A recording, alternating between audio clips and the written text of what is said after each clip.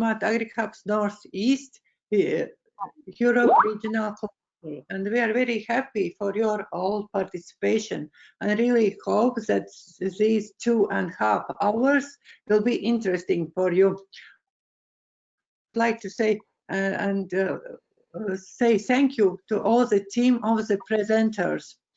My name is Inga Bērziņa. I'm presenting Union Farmers Parliament, Latvia, and in Smart AgriHubs project, together with Raul Palma, we are leading the regional cluster. And shortly, I would like to show the agenda. And at the beginning, we will start with the presentation of the cluster. Then will be introduction of the open call and situation. And then the Vice Minister of Poland will give video, and then Raul will introduce about innovation portal. Then we will have chapter of the Flagship Innovation Experiments. Afterwards will be stories from the Digital Innovation Hubs, and later on 2 project presentations and ideas, and also the questions and answers. If you have questions, please write room. We'll try by the end of the webinar to answer on them. And if you have any technical problems, also put right in the chat room. And right now, I would like to ask my colleague Sandis take the print screen. If all participants can do, please open your cameras and we will take the photo of the webinar, as we are doing in all seminars. I don't know how to exit.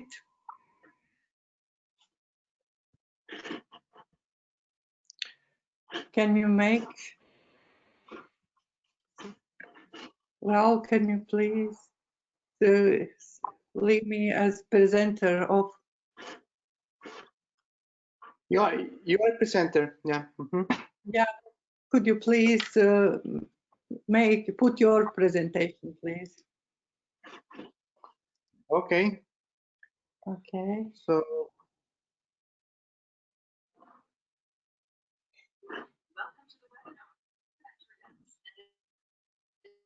Please okay, Sandis, hope you managed.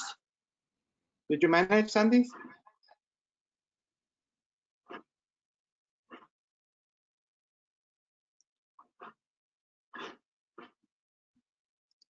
Hope he did. Hope he did. No. Or Raul, also maybe you could try to do. Okay, I'm just staying here. Yeah, I also both. Thank you very much. Thank you. Okay, so I will start with our presentation of the webinar for a virtual tour of our regional cluster. Okay, so just a brief overview for any of you from the attendees that are not very familiar with SmartAgriHubs, just a few words about it.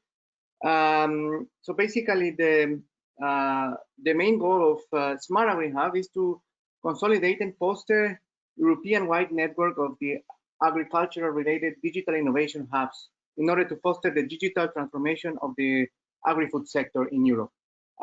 This is going to be is being done by bringing together expertise for 3 main areas, like regional and sector expertise, technological expertise, and the business-oriented expertise. So all of these together goes through SmartAgriHubs in order to foster this transformation. So what are the main concepts behind SmartAgriHubs? Basically, we start, of course, with the digital innovation hubs. So this is the main pillar, of course, and the main focus of the project.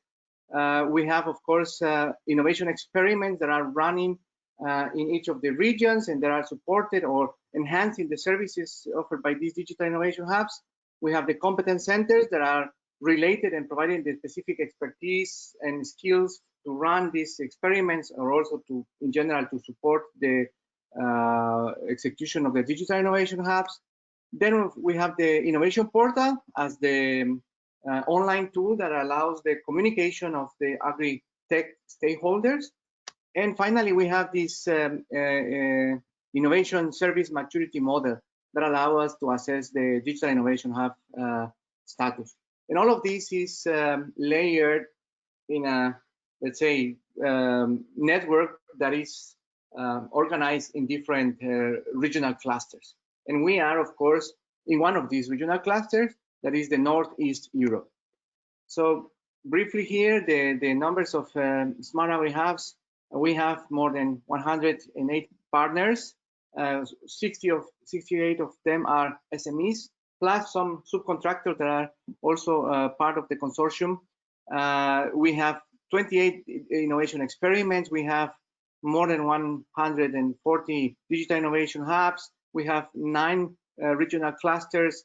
We have different areas, of course, of the agriculture, as you can see there, 5 different sectors. And we have 6 million euros for the open calls that actually Harald will give a very detailed overview after this. So going to our region. So we are the Northeast Europe, which basically, as you know, we are representing more than 10% of the European territory. So that's quite a lot. And in fact, the agriculture and related sectors in our region is very important. First of all, we have more than between 2 and 4% of the GVA is provided by the primary sector, that means agriculture, but also the employment rate given by the agriculture is up to 10%, depending on the country, of course, but it's a very important area in the economy of our country. And of course, we have very important characteristics. First of all, we have a very high polarization in terms of the farm size. So although the size has been increasingly growing in most of our countries since joining the European Union, the sizes are very diverse. So starting, for example, with Estonia, that it includes mainly big farms. Then we have in the middle Latvia and Lithuania that have mainly medium-sized farms. But on the other hand, Poland is characterized by a lot of many small farms as well. So as you can see, we have a very big spectrum of that. On the other hand, there is an important characteristic regarding the farmer's age. While by Baltic countries, we have predominantly aging farming community. Poland is very unique here because we have a very high percentage of young farmers and low percentage of old farmers in comparison to the European Union average. So, for example, in contrast to the Baltic countries, which have around 30% of old farmers, I mean over 64 age, so it's quite a lot, but that's more or less the European standard. So, but in case of Poland, for example, we are having very small amount, like less than around 10% is very old farmers. So this is one of the things, and also very important in our countries is the key role that plays these agricultural advisory organizations. In most of our countries, they are really important players in making the introduction of smart farming in our community. So that's, for example, in our case, here we have represented one of these farming communities in the Wielkopolska area, which have, for example, created over the years a network of over 100 demonstration farms that participate constantly and actively in different innovation experiments and introduction of new technologies, demonstration, and that kind of activities. So everything is, in that sense, good, but of course we have many challenges. First of all, is regarding the low productivity in the sector. So we have, this is mainly affected by the lack of proper technical equipment and innovations. it's difficult to attract and maintain well-educated workforce to these areas due, among other things, for example, the lack of infrastructure, a lack of services, and so on. So as you can see in this diagram, for example, the labor productivity in our countries is far below the European Union average, while the GDP growth is just between 2 and 3%. Also, the productivity is affected by other factors like, for example, low soil quality, especially in Poland, that is combined with frequent rainfall shortages, and also phases regarding the water and wind erosion that is affecting at the end the productivity of our region. So this is exactly the kind of ecosystem that we are working on, and the kind of activities that our regional cluster is trying to address with the help of the digital innovation hubs. And this is what Inga will tell you in a second, and how we have achieved during the last year and a half of the project. I would like to introduce about our cluster activities, and as I mentioned, we are covering 4 countries: Poland, Latvia, Lithuania, and Estonia. And we are intermediary between regional digital innovation hubs, experiments, work packages in the project. Important to build and connect this and competence centers.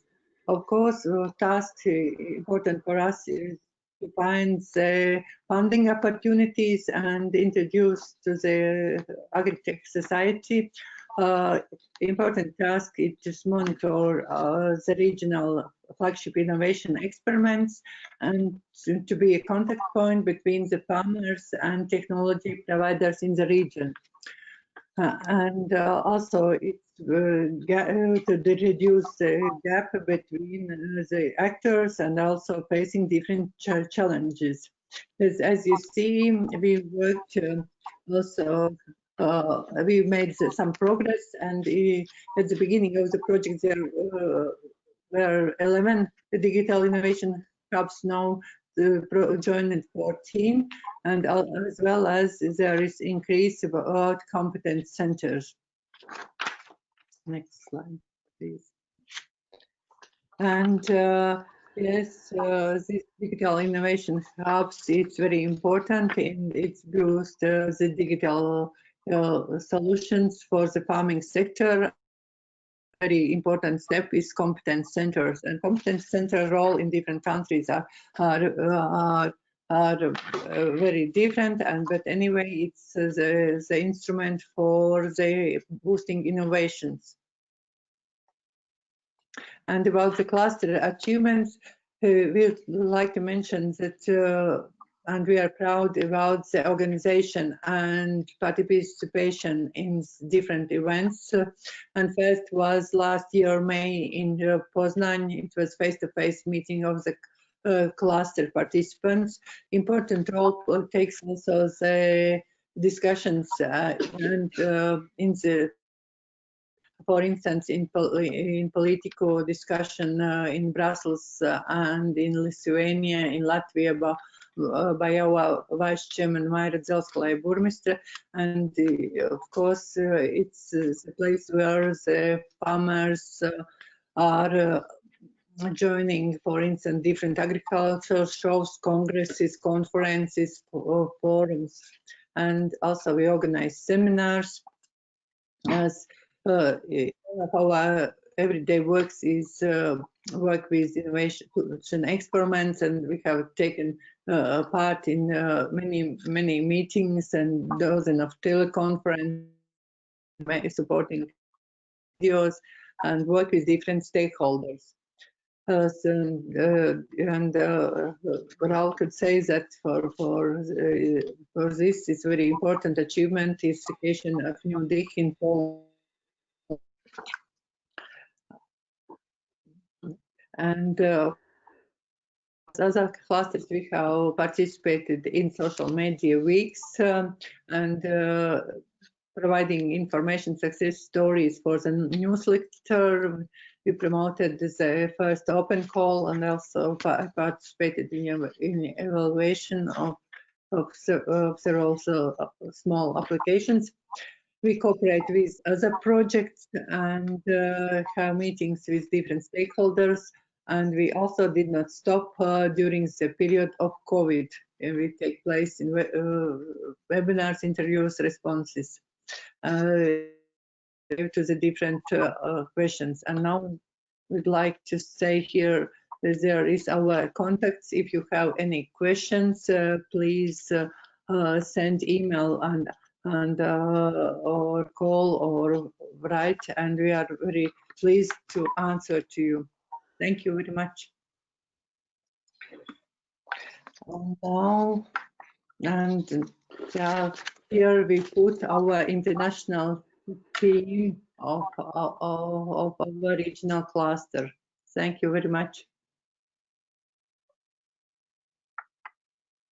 Yes, okay, so thank you very much. And well, now we are going to present to you the next slot, which is about the open call, because Harald is the person that is leading this initiative and all this call. Actually, yesterday there was a message that the new open call is open, right? So Harald will give you information about this. So I will share the screen to Harald here.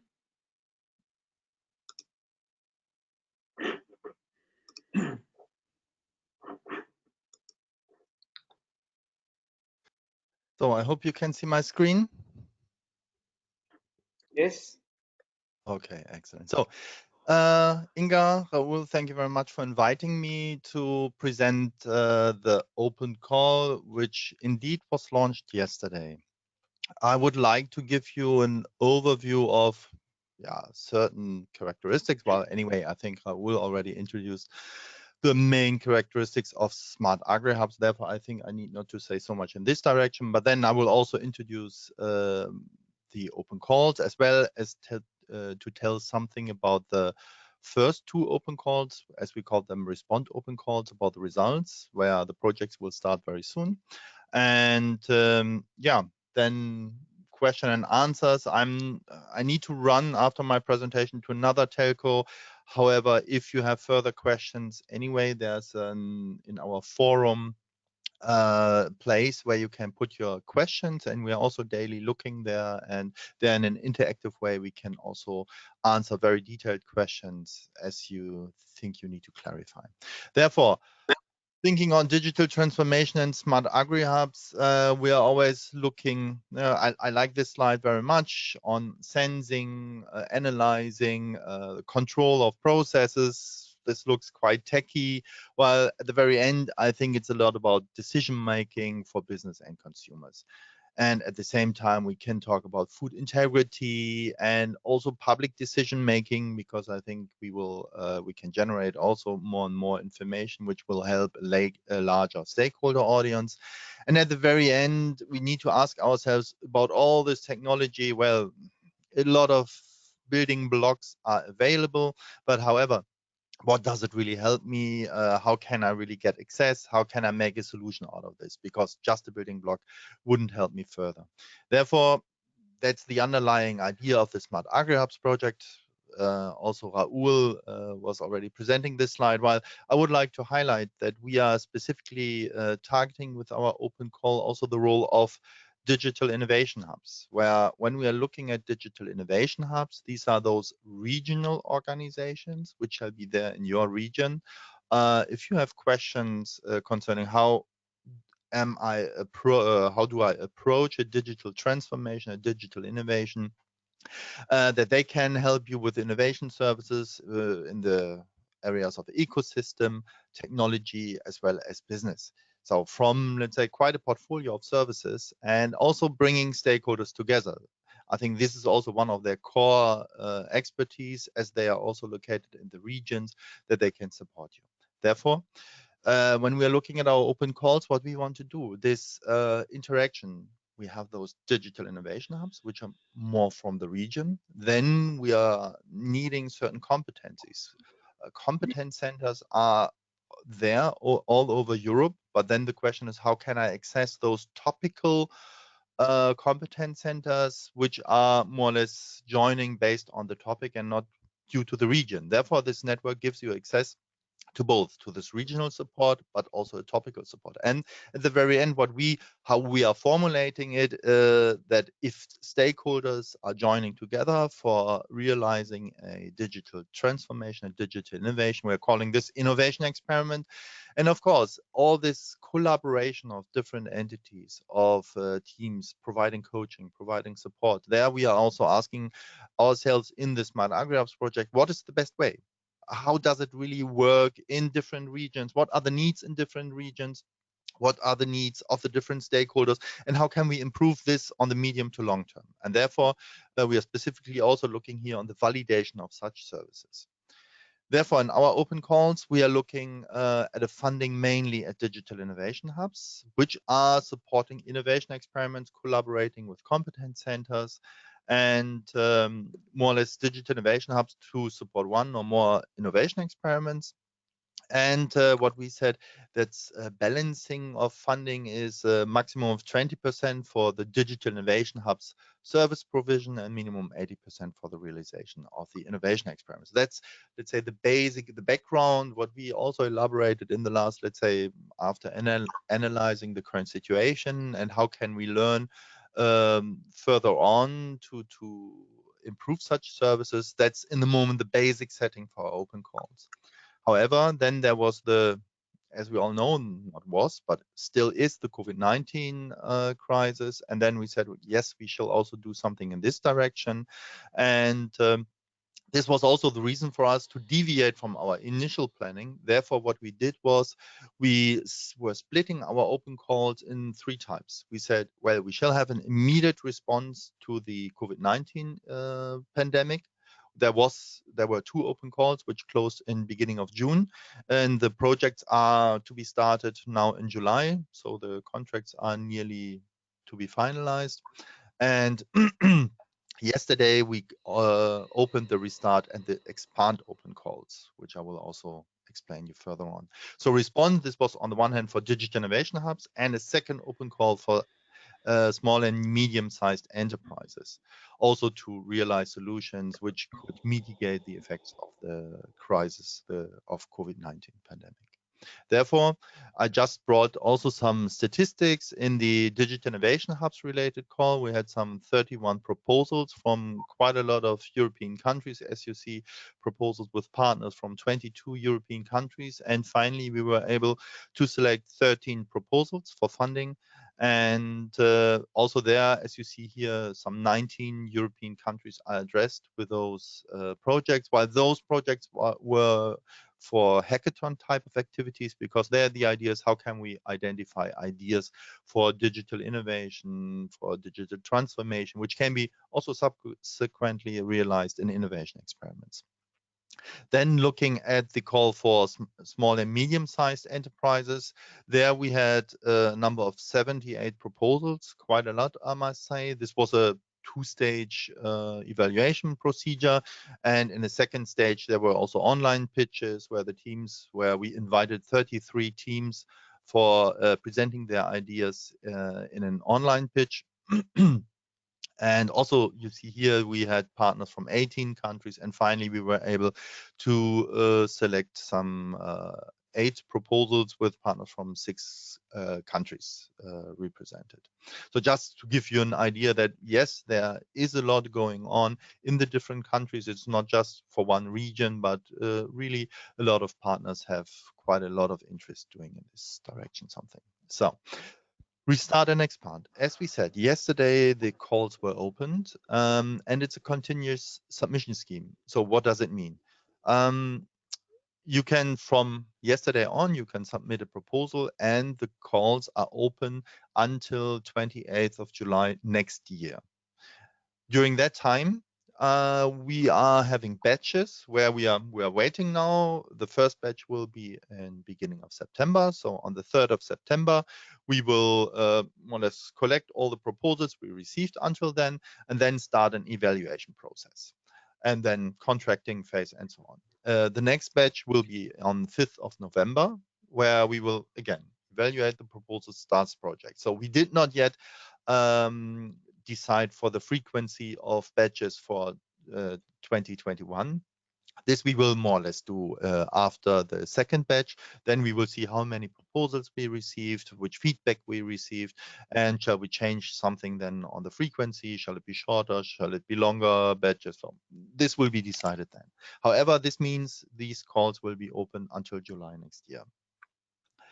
The restart open call, that's a call for also again for hackathon type of activities where projects can ask from 10 to 60,000 euro of funding, where we are saying such hackathon type of activities are involving a lot of stakeholders, a lot of activities where we say from all these activities, we are covering 20% of the budget, so of the overall budget. And this means the 80% for other, let's say, other stakeholders, expenses for, let's say, infrastructures, for prizes, and so on. These are then more the 80%, and 20% can be asked from SmartAgriHubs. Therefore, we open this, and of course, we assign in the moment some 500,000 euro to this activity, and we will select not just of course, who comes first will be first in the evaluation. However, it's also about the excellence. So proposals will be evaluated. Each proposal will be evaluated by 3 experts in those fields. And then on a giving scores on a scale from 0 to 5. And there's a score of 4. Excuse me. There's a score of 4, which each proposal which would like to receive funding need to fulfill. Therefore, I think we are looking there really for this excellence, while if you are not making it in a first batch, you could also resubmit for another one. So we're also not excluding this and hoping that you can also learn from the first submission and also even improve your proposal. Therefore, that's the restart open call.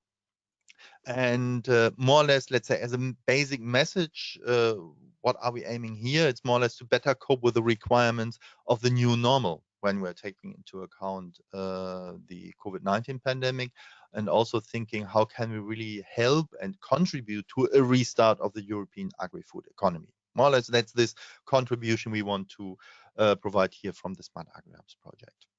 Therefore, then the expand open call, there's the similar thing on this 2080. If I have an overall project or with an overall amount of budget, then we are covering max 20% and then additional 80% that needs to be covered by other sources. Well, of course, if you're looking at the website, at the SmartAgriHubs website, you will also get further information at the call features on that.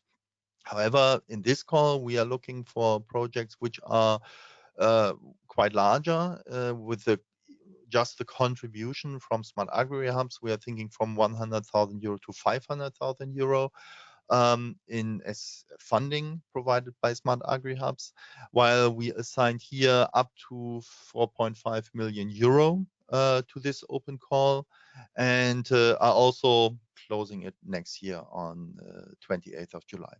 However, of course, we also possibly need to close it earlier in case all the budget is already gone until next year, July. But of course, we will also inform the community about what's the latest status on that. So latest implementation, where we are also thinking here, such project might be possibly some 12 to 18 months and it shall be implemented until July 2022, because also just due to the fact that SmartAgriHubs will, as a project, will end in September, October.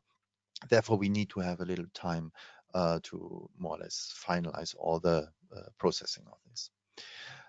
Then as an example for the expand open call, what I said, 2080 principle, and we said, well, we are focusing our support on the Digital Innovation Hub. So this means this 20% of a project can be funded by SmartAgriHubs, and the other, like I was just giving an example, this shall be no indication, this shall be just one example. and just to understand the principle. And this costs of a digital innovation hub would be then, so eligible cost, but then we are coming in this, yesterday I had a question, you can also look in the forum, especially on this question, eligible costs are then reimbursed by 70 to 100% depending on the type of organization. So this means a digital innovation hub would support one or more innovation experiments. I was just putting here 3 to give an example. This shall be, as I said, being no indication. Therefore, I think it's, yes, it's a little bit different, this open call, different to other things which were done in the past. However, I think it's also something what we want to build up. We want to build up a network of digital innovation hub, competence centers, and a large stakeholder community. And therefore, we have here very, let's say, specifically shaped open call, trying to help this realization, expanding this network of digital innovation hubs, competence centers, and all the other stakeholders which are in the middle of that. Therefore, we have a portal and a forum to be reached via smartagrihubs.eu, where you can get further information, where you can also join us. If you're registering, you get access to training material, library. So the registration is without costs or obligations. It's just that if you are contributing, that we also see who wrote, for instance, a comment in the forum, and also what is the interest of the people for different materials, that we can also learn what shall we offer in the forum and the portal. So therefore, you can access also there the question and answers, and also announcement of webinars, online events. And of course, if you just go to the website straightforward, you can download all the documents, giving you also more information and more details of the individual open calls. We have an open call program, also a recorded webinar from yesterday. You can access there via YouTube. So I think everything is there. And of course, you can also contact us then with further questions. Thank you very much, and it was a pleasure having the opportunity to present the open calls to you. Thank you so much. Thank you very much, Harald. It was a great presentation. I hope everybody was looking forward to it. Like we said at the beginning, if you have any questions, of course, we will just put it on the chat, and we will try to reply at the end of the presentations. Of course, Harald has to run, so we will, of course, I'm very sorry for that. forward him the questions what related to the open call if we cannot manage ourselves. So thank you very much. Thank you so much. Okay, so now we are gonna give you a short welcoming from the Undersecretary of State from the Ministry of Agriculture and Rural Development of Poland, which we had an interview with him just before the Bucharest event. We recorded an interview with him because he wanted, well, we wanted to see first of all the impact of SmartAgriHubs can have in Poland and so on. So we had an interview with him. Unfortunately, we didn't see each other in Bucharest, but this is the result of the interview I can show you here as well. So I will start with this video, and first I will make myself a presenter. Okay, so here we go with the first.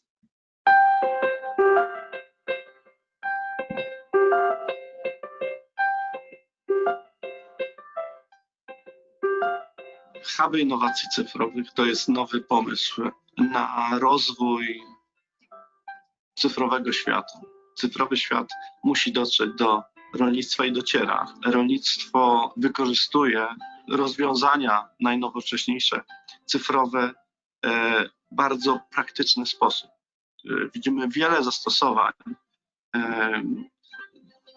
rozwiązań cyfrowych i między innymi po to tworzone są takie huby, takie związki pomiędzy instytucjami naukowymi, instytucjami badawczymi, tymi, które zajmują się cyfryzacją, jak Centrum Superkomputerowo-Sieciowe z Poznania i instytuty naukowe oraz ośrodki doradztwa rolniczego, w tym wypadku Wielkopolski Ośrodek Doradztwa Rolniczego, tworzą takie porozumienia, takie zespoły właśnie, które z angielska nazywamy hubami, które przygotowują do wdrażania wspólnie z rolnikami w dziesiątkach gospodarstw demonstracyjnych, przygotowują do wdrażania rozwiązania cyfrowe.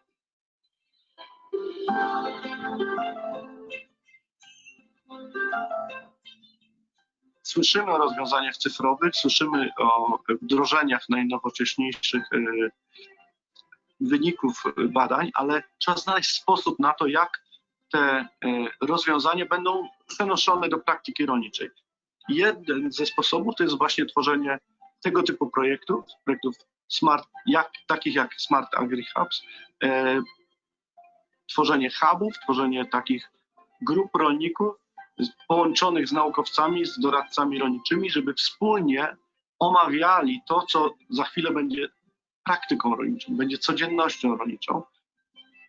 Dzięki takim projektom ta droga od teorii do praktyki jest krótsza. Okay. And this is about the priorities that that according from the Undersecretary of State, we should try to address to projects like SmartAgriHubs, so in the priorities in Poland.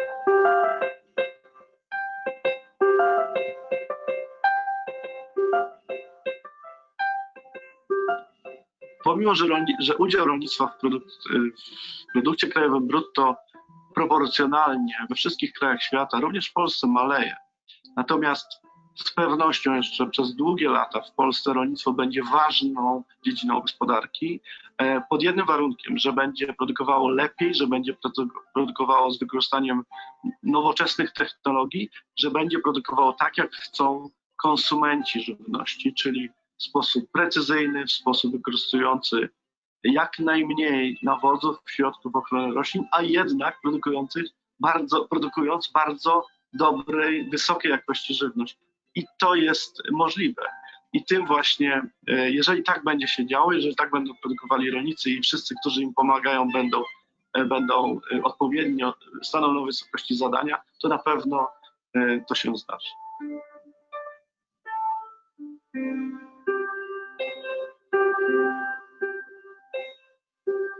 Najkrócej rzecz biorąc, priorytetami sektora rolno-spożywczego jest produkcja wysokiej jakości żywności w sposób integrowany, zrównoważony, czytaj, nie szkodzący środowisku, nie trujący. Na pewno wszyscy chcemy i mówimy kolokwialnie, że chcemy jeść zdrową żywność. Nie można sprzedawać niezdrowej żywności, takiej, która by szkodziła konsumentom. To jest niemożliwe, ale stosowanie jak najmniejszej ilości środków ochrony roślin, środków czy nawozów, to jest priorytet i z pewnością rolnicy muszą to uwzględnić w swoim działaniu, w swojej produkcji.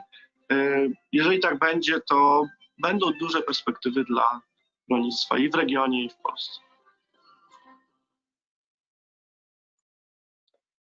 Okay, so I hope you enjoyed this information from Undersecretary of State from here in Poland. I will now switch to the next part of the presentation, that is regarding an overview of the innovation portal. We are not, we don't want to provide here like a tutorial of the innovation portal, because there are people expert on that. We just want to highlight the importance of the innovation portal and the main types of information that we should all include in the innovation portal regarding our organizations, in order to facilitate the discovery and the connections between the different organizations. So, of course, just an introduction to the innovation portal. This is an online tool that connects the agri-tech stakeholders, and it serves multiple purposes. It's like a search engine, it's a one-stop shop marketplace, it's a library, it's a training platform, it's a calendar, a network, a discussion forum, and a matchmaking service. So it has a lot of functionalities, and it's really like the place, the hub that we can use to communicate with each other. So the main page after you log in is providing you the latest news and information regarding, whatever happens about the Digital Innovation Hub, the Flagship Innovation Experiments, or any other important information in the agri-food sector. And from there, you can, of course, navigate and search for Digital Innovation Hubs, search for documents, search for training materials, and so on. So if we go to the network section, we see this part, the map, and we can select the Northeast Europe regional cluster, and we see all our organizations here. So the point, once you select more in detail one of these organizations, so for example, if you go then to the Competence Centers and select one of them, like the PSNC, then you can see, of course, all the details, like you see here on the screen. And then start the contact and see in which other projects or organization this Competence Center is involved, and what kind of innovation experiments is supporting, that kind of thing. So this is, if you go to more details, you can see the whole information. Yeah, so this is how the full information looks like. And I am showing you here some other examples of different types of organizations. So for example, we have the regional cluster organization. We have one of the Flagship Innovation Experiments here. We have one of the Digital Innovation Hubs here. We have one of the other types of organizations, like this is a venture capital fund for the agri-food sector that is in Poland. Yeah, it's important that all of you, of course, when you are building your profile, try to put as much information as you can, as you see here. So, the logo of your organization, the description of your organization, address, and etc. So everything that is related to your organization, it's important to be reflected here. So how we should do the linking of the organization. This is the most important part, that in most cases, we have seen just a few days ago, most cases we are still missing these connections. So I am encouraging you here to do these connections with your organization. So how to link? Of course, you have to go to your profile. Then you go to organizations there from your profile, and from there you can actually start seeing first the organizations you are involved in. For example, in my case, I am from Poznan Supercomputing and Networking Center, and I am also in the Northeast Europe organization. And then from there you can go to partnerships to see, for example, what kind of collaborations we have with other organizations. And here, for example, I can select that the Northeast Europe regional cluster is connected to the Flagship Innovation Experiments 17, Flagship Innovation Experiment 18, Flagship Innovation Experiment 16, and so on. You can also see, of course, the roles that each of these organizations are playing here, and so on. So this is the kind of information that you should try to fill in for each of your organization, because this gives you a very good picture of how are the connections already established, and then how we can connect with each of us. So just a brief overview of the different types of connections that you can make is an organization is automatically connected to the regional cluster. So when a new organization is created, it's automatically connected to the regional cluster based on the country that it's the organization based. So this is automatic. Then you have for each of, your account, like as a user, you can be part of one of organization, a member of this organization. This is the kind of connection that you can make. But just take a note that this is only when you participate in this organization. It's not that you want to be friend of this organization. It's not like a social network in this sense. It's more like real established work connections. Okay, so this is the way it works. And finally, the partnerships is between organizations, as I said before. So only when you participate in that organization, for example, the Competence Center is a lead or member in a digital innovation hub. Again, it's not about being friend of one organization or the other. It's actual work collaboration that we are establishing here. So, and finally, just a brief reminder here about what Harold just also mentioned before is the forum. The forum is really very important area of this innovation portal where we can just get, different questions regarding the open code, regarding digital innovation hubs, and any other kind of question that you have.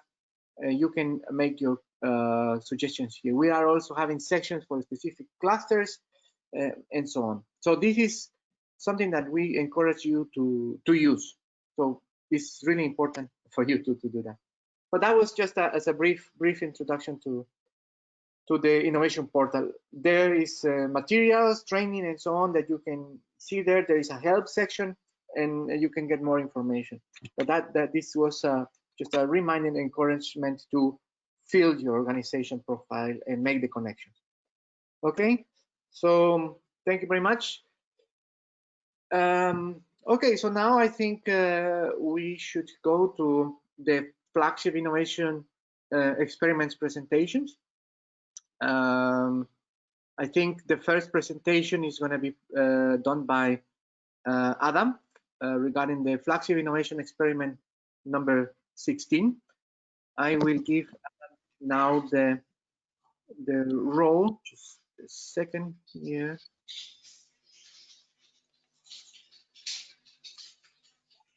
Okay, Adam, this story is yours. Thank you. I just started the presentation. Can you see the full screen of my presentation? Yes. Okay. Okay, so good morning, everyone. Adam Foyut here from the Wielkopolska Advisory Center in Poznan. And today I'm replacing the FIEs 16 coordinator Maciej Zacharczuk. And I will tell you something about the implementation of Flagship Innovation Experiment 16 entitled Implementing e-services using drones for quantity buyer for small and medium farms. The presentation plan is as follows. I will start with a demonstration of the tasks we have dealt with and are doing at FIES 16, and then discuss the results and further plans in more details. The first task was to carry out through analysis of the market, the available solutions and the requirements of end users of the e-services being designed. Next task directly related to the analysis was to design the e-services using drones themselves. At this stage, the precise use case scenarios were prepared and the actors in particular services were identified. The tasks 3 and 4 were carried out simultaneously and concerned the implementation of the software for the farmers and for the and other actors involved in the service, and also testing of the services with the use of the drones. Then the strategy, we go from the smaller to larger scale. We determine also the need for the services in the context of seasons and cooperation with other companies. Now we are at the task 6, so the startup and validation of the final version of the system. And the last task will be to disseminate the but I'm going to tell something about it at the very end. So, okay, let's move on to the description of individual tasks. So after the analysis that was carried out in task 1, and the 5 e-services were indicated and designed, and I mean the field mapping, the first service to identify the various problems occurring in the fields. The second one, damage estimation, a service to identify damage in the field, calculate their area, and create necessary documentation for external institutions. Thermal imaging, the purpose of that service is to identify the problems with leaks in farm buildings and to make the farmer aware of losses resulting from heat loss. Orchard monitoring, so the service to identify the various problems occurring in orchards. And the last but not least, the treatments, so the service to control a pest in the field. Sorry, I just break the fifth one. Okay, so how look the process of service implementation? Here it was presented in the form of a sequence diagram, also describing a scheme of information exchange between the components of web applications. And this look as follows. So the farmer first report to the demand for the service in the application system dedicated to him. Then the advisor on the side of the system for the advisors and also for the flight team takes all new orders and makes evaluation of them. Also on the basis of the data that farmer input, he can also contact the farmer for details of some data. Then the farmer accepts the valuation or reject it. The farmer also pays then for the service ordered. Then advisory center verifies the appearing payments for the ordered services and passes the information to the flight team about the ready to carry out the order. And then the flight team, of course, carries out the order, so goes to the field, makes a drone flight and proceeds the received photos. Then it is necessary to mark in the system for advisors that the flight has been completed. And also at this point, the specialist advisor makes the analysis of the received photos and prepares the final report for the farmer. Then that report should be published through the system for the advisors. And last step is that the farmer download the report from the system that is for him. Okay. I have already mentioned that we have prepared the two applications, one for the farmers and second for advisors. We also prepared the API for transferring data between applications. At the moment, we are working on the last improvements of the exchange the information. We focusing of objects describing the field geometry. Those applications were prepared in several technologies, for example, Node.js, React, and the framework for PHP, Laravel. Also about the software for processing the images obtained during drone flights, we used the Pix4D software. Of course, this pilot could not take place without the specially prepared machines. In the FIE 16, we used different drones for different services. The field and the orchard mapping services and damage estimating were performed by the DJI Matrix 100 with a multispectral camera, Tetracam ADC snap. The service of the thermal monitoring of farm buildings were performed with DJI S1000 drone with Vigo V640 thermal camera. And in order to carry out tests of the treatments service, it was necessary to prepare a suitable attachment to the drone to which Rendos applicator was attached.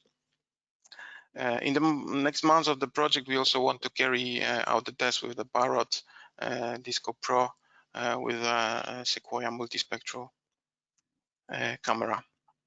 The tests of the designed e-services were carried out on the farms of farmers that were involved in the project, but also on the farm of one of the leaders of another flagship innovation experiment, I mean the FIEs 17. And it's in that the screen in the attached photos, you can see, among others, the drone with an applicator for dropping the treehosafe balls, a drone with a multispectral camera or flight results in thermovision and fields mapping services. The example of field mapping shows exactly which area in the field may require the intervention. During the test and analytical work, we also encountered some problems. The problems were the shifting of images taken in different bands of light.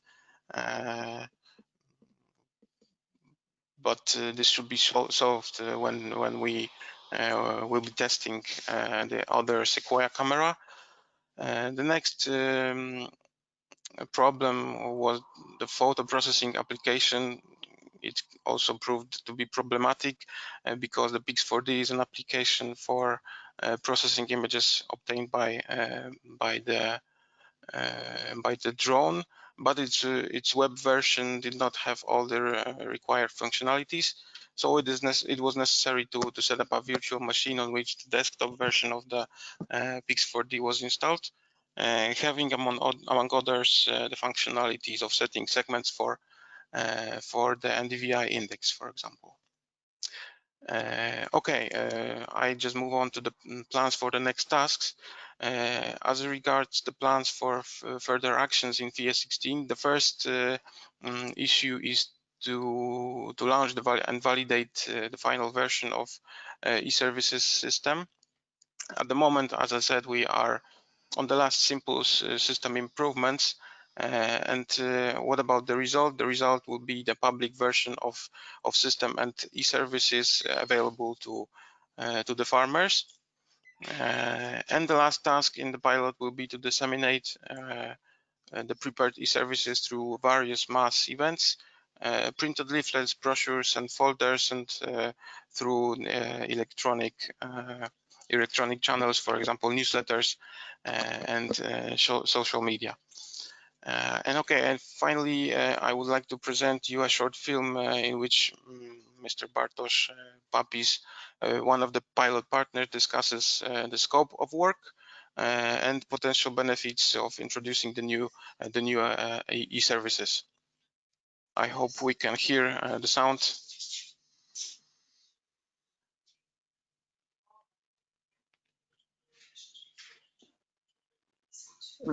I think we don't hear the sound, Adam. Okay, so I don't know, maybe I can show it. Yeah, no okay, problem. maybe you can show it, or we can just read the text. Yeah, I can show it. Okay. Okay. So with that, you finish the presentation, right? Yes, that is my last slide. Okay, so good. So thank you, Adam. Thank you. I will briefly show.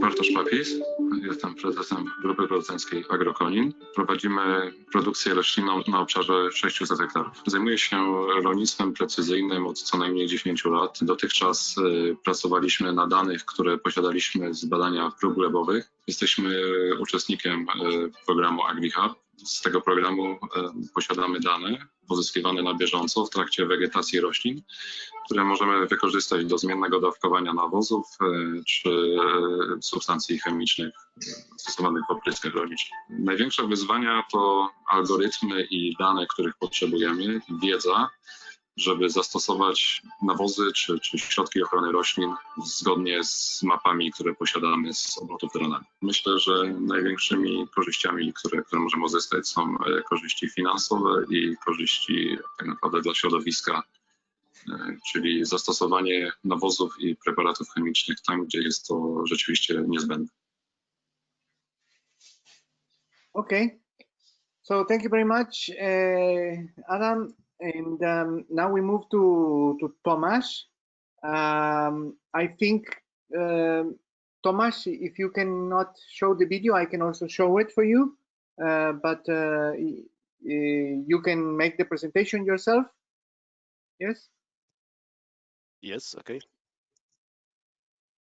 So you can leave the video till the end, and I will present it because the audio is not. And just a quick comment, just the presenters, please try to stick to your time slot because we are a bit delayed already. Okay. Yes, thank you all.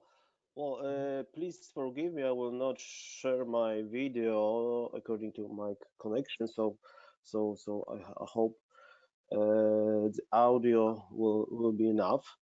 Yes, my name is Tomasz Wojciechowski. I'm from Poland, from Poznań University Life Science, and I'm coordinator of Flagship Innovation Experiment number 17, which name is Pulse for Fertilizers, online datasets for optimizing fertilizers. And as you know, we are part of Northeast Europe regional cluster is SmartAgriHubs. And it was already maybe done by Raul. So we are the Flagship Innovation Experiment in this full SmartAgriHubs net, and we are one of the Flagship Innovation in our region in Poland. And at first, maybe I will show you. I'll try. Maybe we'll go to the video at the end, but I'll try to introduce you what we are doing in Flagship Innovation Experiments, what we are going to do, what we've done, with whom we cooperate, with whom we wanted to cooperate maybe in the future. So I'll try to give a floor to Undersecretary and Minister of Agriculture from Poland. Let's try this video.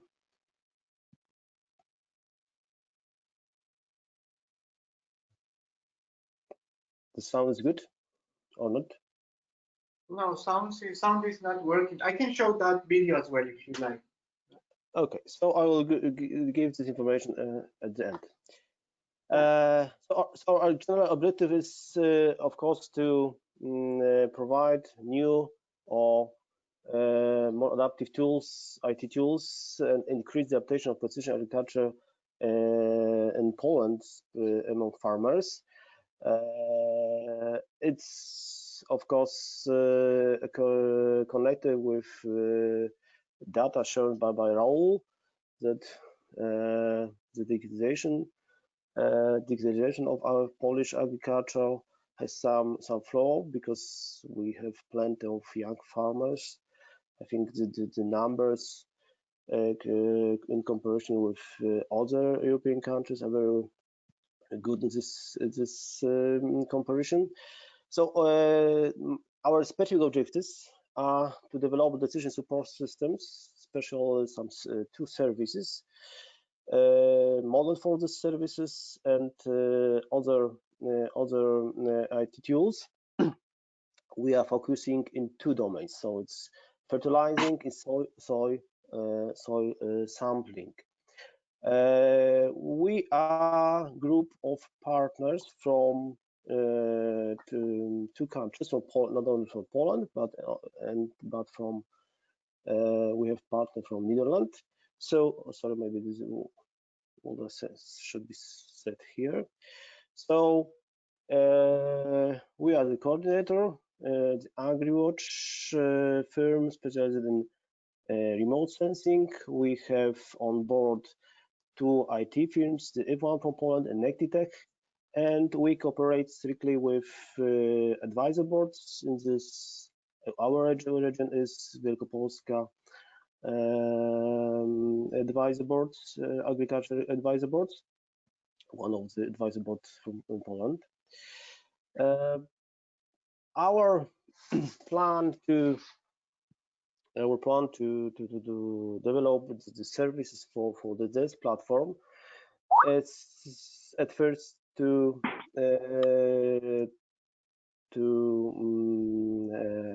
take data from fields, from remote sensing according to plants, from soil and yield. So we're focusing on these 3 levels of data information.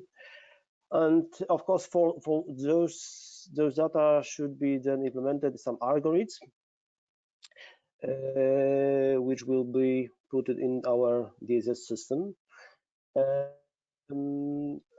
One other product of our Flagship Innovation Experiment is online data integration software, which we use for data acquisition.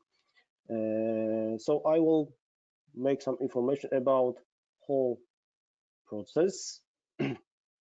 Well, this is where we are now in our work. So some works are made in half, some more. We are working in the research station of Polish Poznań University Life Science. It's in the Wielkopolska region. So it's a farm with 60 hectares. And those data are used for our algorithm preparing, according to remote, soil science, and yield sensing. We use data in the system. We wanted to use data which are very easy, can be taken by farmers. So we use public data, like in case in remote sensing, we use Sentinel, of course, and other services which provides data to users. So Sentinel-2 or sent to agro. On level with remote sensing, use not only satellite data, but of course UFO photogrammetry. And because we are focusing in wheat, in arable farming, in nitrogen fertilization, especially, so we take pictures into 3 growing stages, which are shown here. Well, at the beginning, we wanted to use the drones, which can be easily used by farm, so not so expensive, very cheap. So we tested last year and did some flights. The main works should be done this year, but as you know, our works was impacted by COVID because our partner couldn't come to Poland, for example. So we had to change our work plan and then use older drones, more professional. So we had to change methodology, etc., etc. But now, we are preparing algorithms from those data. Of course, we use soil data. We wanted to use the basic soil data which every farmer have on his farm. So basic soil sampling in typical resolution, 2 hectares, 4 hectares, sometimes maybe taken manual, of course. And we using yield data. Yield data taken from our mobile harvester, which which provide us data not only about the yield quantity, but about yield quality. We are measuring the protein content of the grain using near-infrared sensors and whole platform made by us. So this is some kind of information which can be put in the decision support system. So we have 3 levels of data from plant, from soil, and from yield, from grain. And then, okay, so maybe this is what we are doing on more about the online integration. So at the beginning, our combine was equipped with some software system which collect data offline. So we wanted to do it online. So we produced some prototype to transfer the data directly from the harvester to our online system, which prototype is ready, and we think that it can be used not only in our harvester but other machines which for telematic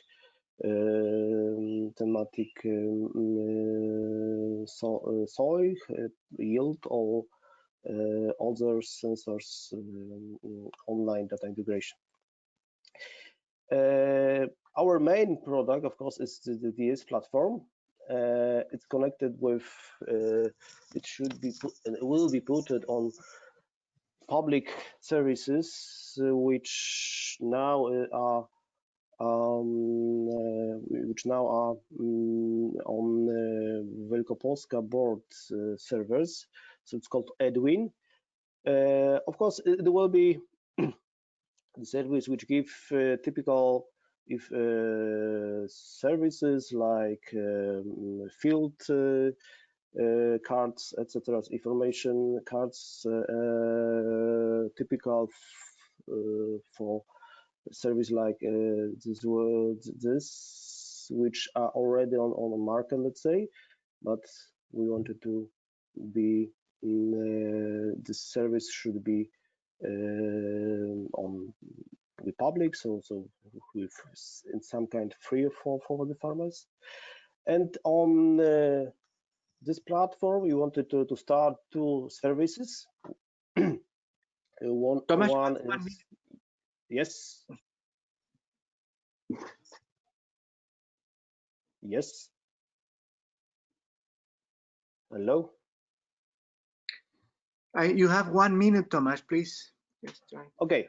So 2 services. One is connected with soil sampling, optimization of soil sampling, and the second one is for optimization for fertilization, nitrogen fertilization.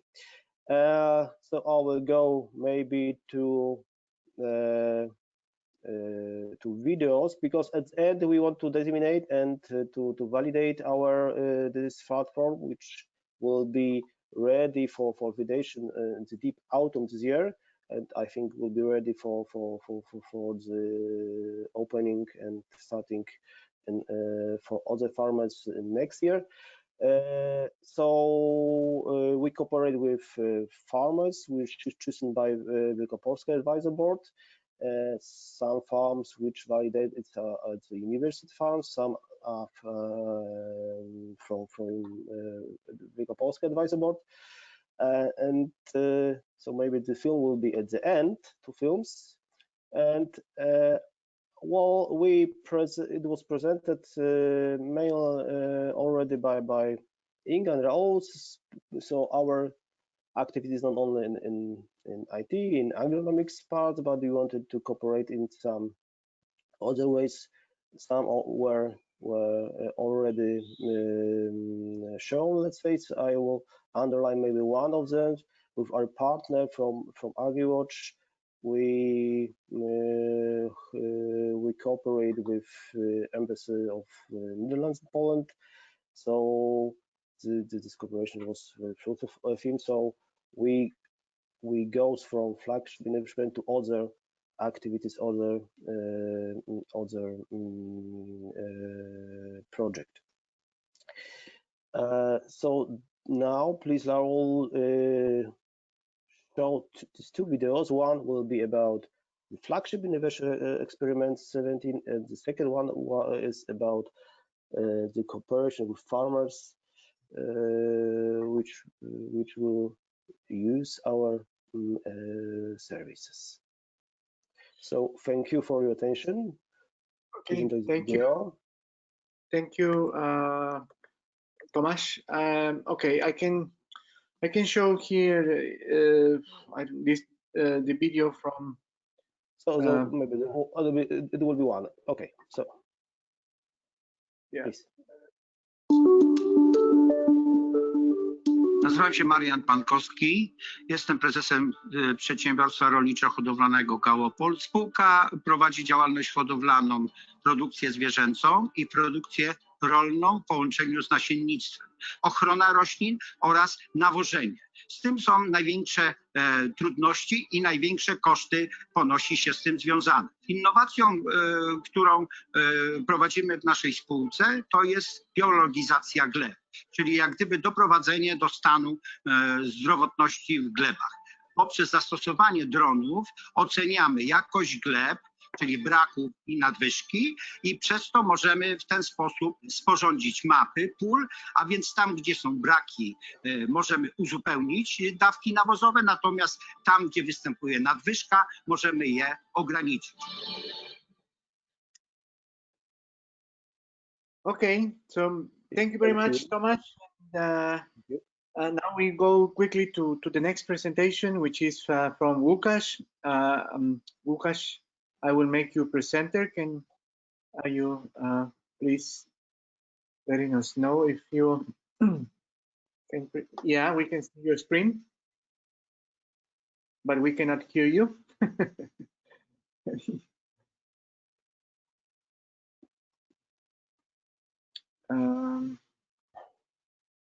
Yeah. Łukasz, there is a problem with the audio from Łukasz. Okay. I think we should try to fix that. In the meantime, we should go to the next presentation, 19. So this will be Inga. No, yeah, Inga. Inga is right, Inga? It will be Kaspars. Kaspar, sorry. Yeah. Do you hear me? Yes, we can hear you. Audio, okay. Good. Okay. I will just make a full screen mode. Okay, the FIA 19 is about the bees, and there are several partners joined together. It's a Baltic Open Solution Center from Latvia and synergies from Latvia. There is also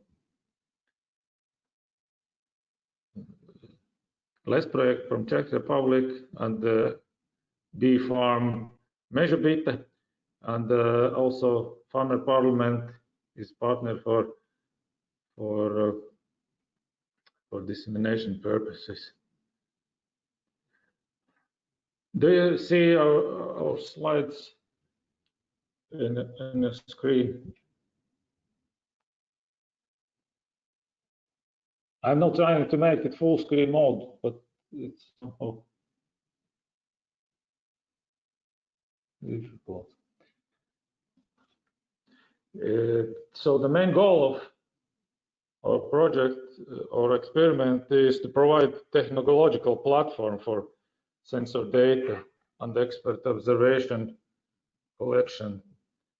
So otherwise it should be done manually, and for farmers who has a big number of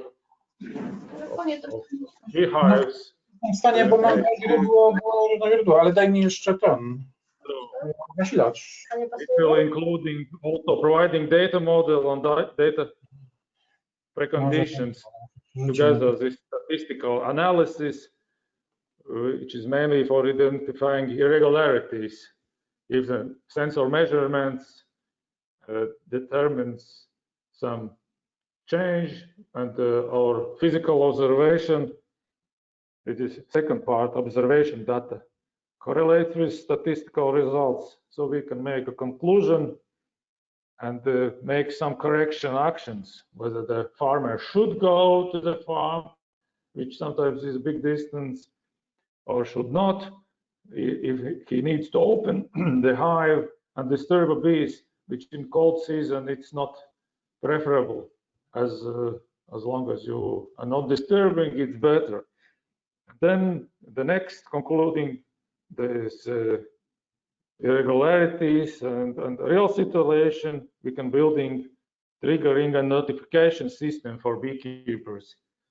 So that would allow them to make only the needed travel to the farm to save some time and effort on etc.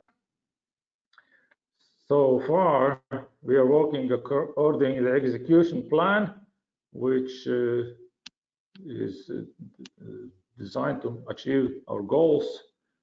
We have collected the requirements from farmers, beekeepers, and they define the requirements for the collection platform.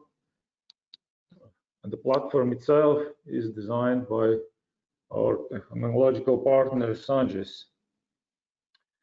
And then we have done needed modifications and improvements for the platform, and in implementing modifications according advice of the beekeepers, which are making this manual records so far. So we have installed equipment in the sites, in beehives, to collect new data, and we will also keep installing new sensors to expand the pool of data. And we have started data analysis of available potential predictions and modeling.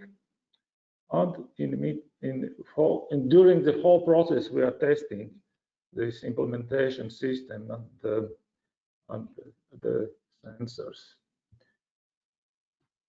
There were several public, local, or broader events where we were distributing these intermediate data and our intentions, and we are planning also to do it in other occasions in beekeeper society or in broader spectrum.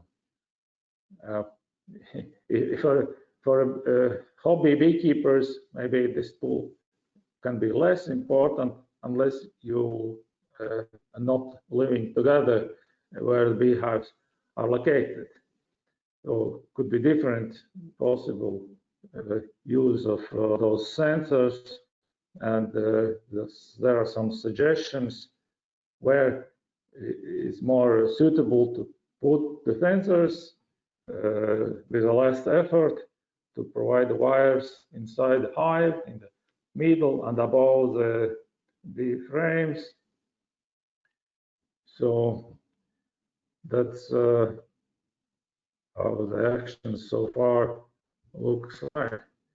So since previous year, we have nodes installed in the field conditions and doing these manual observations and beekeeper monitoring and recording to make together measurement data with real actions, real exercises. Most important for can be to detect the swarming period in order not to lose the bee families.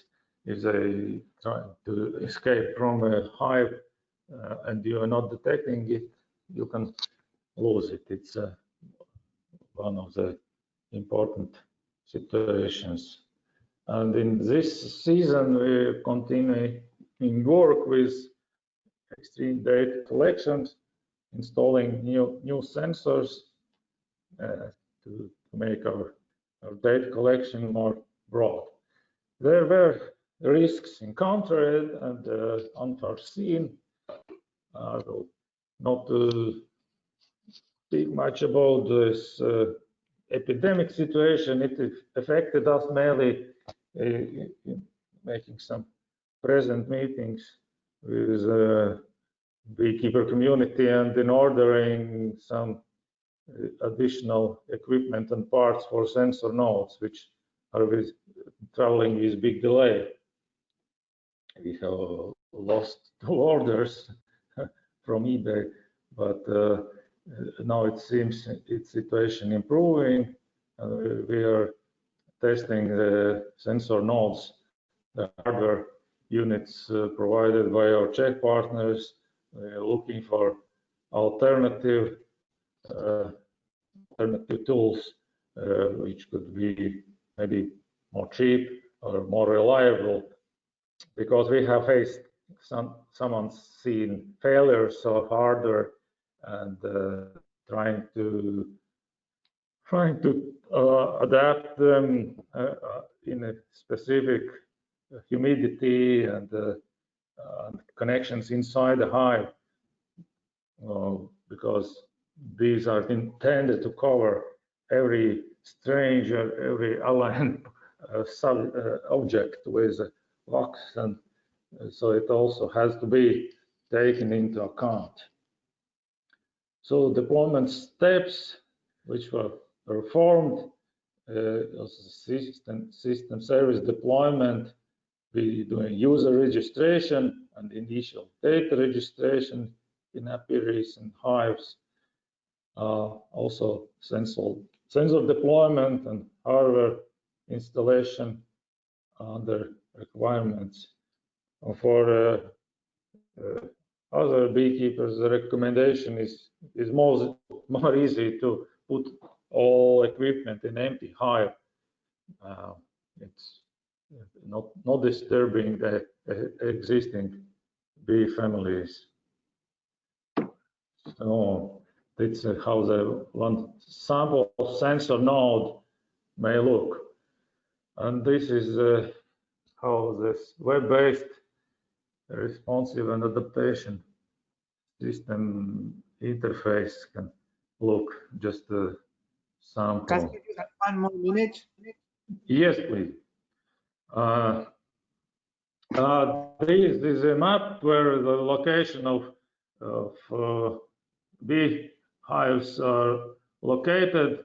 Our partner MeasureBit has 26 apiaries, and on 343 hives we are gathering data, and there are altogether 6 system users right now involved, and these are samples, just visualization how those system looks, how is inside the system. You can put all records, measurements, and on the base of them you can have data about each single hive, each family, when it started, when presumably the queen has born, etc., and the standard of hives.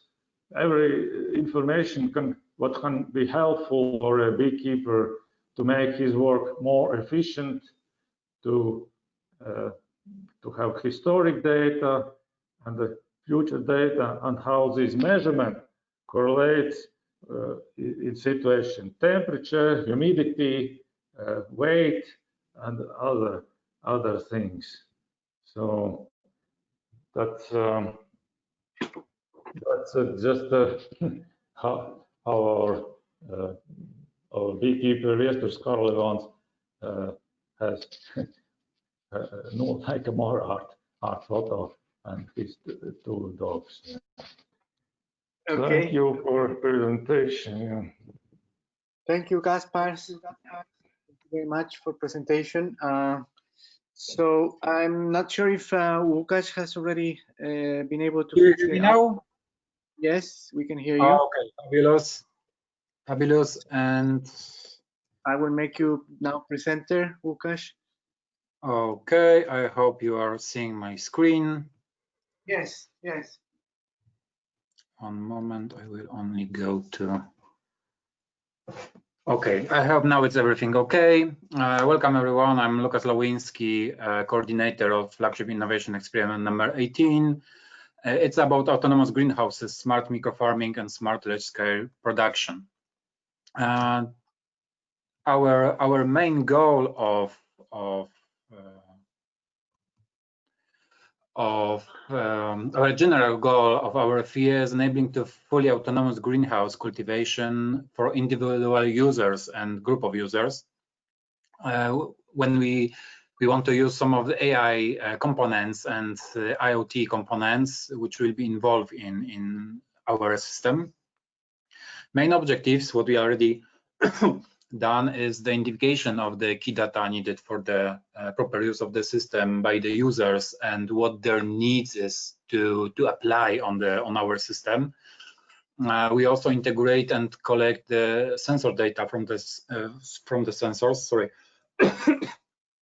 from the sensors, and we also build a system which is combining the platform, robotic platform, with the robotic arm and some grippers and additional software which are used for some of the tasks which the robot should be done for our users.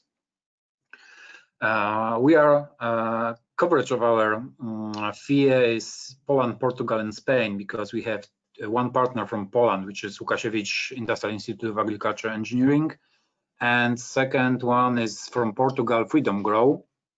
And we also invite to our FIE 2 digital innovation hubs. One is from Poland, and one is also covering the Portugal and Spain.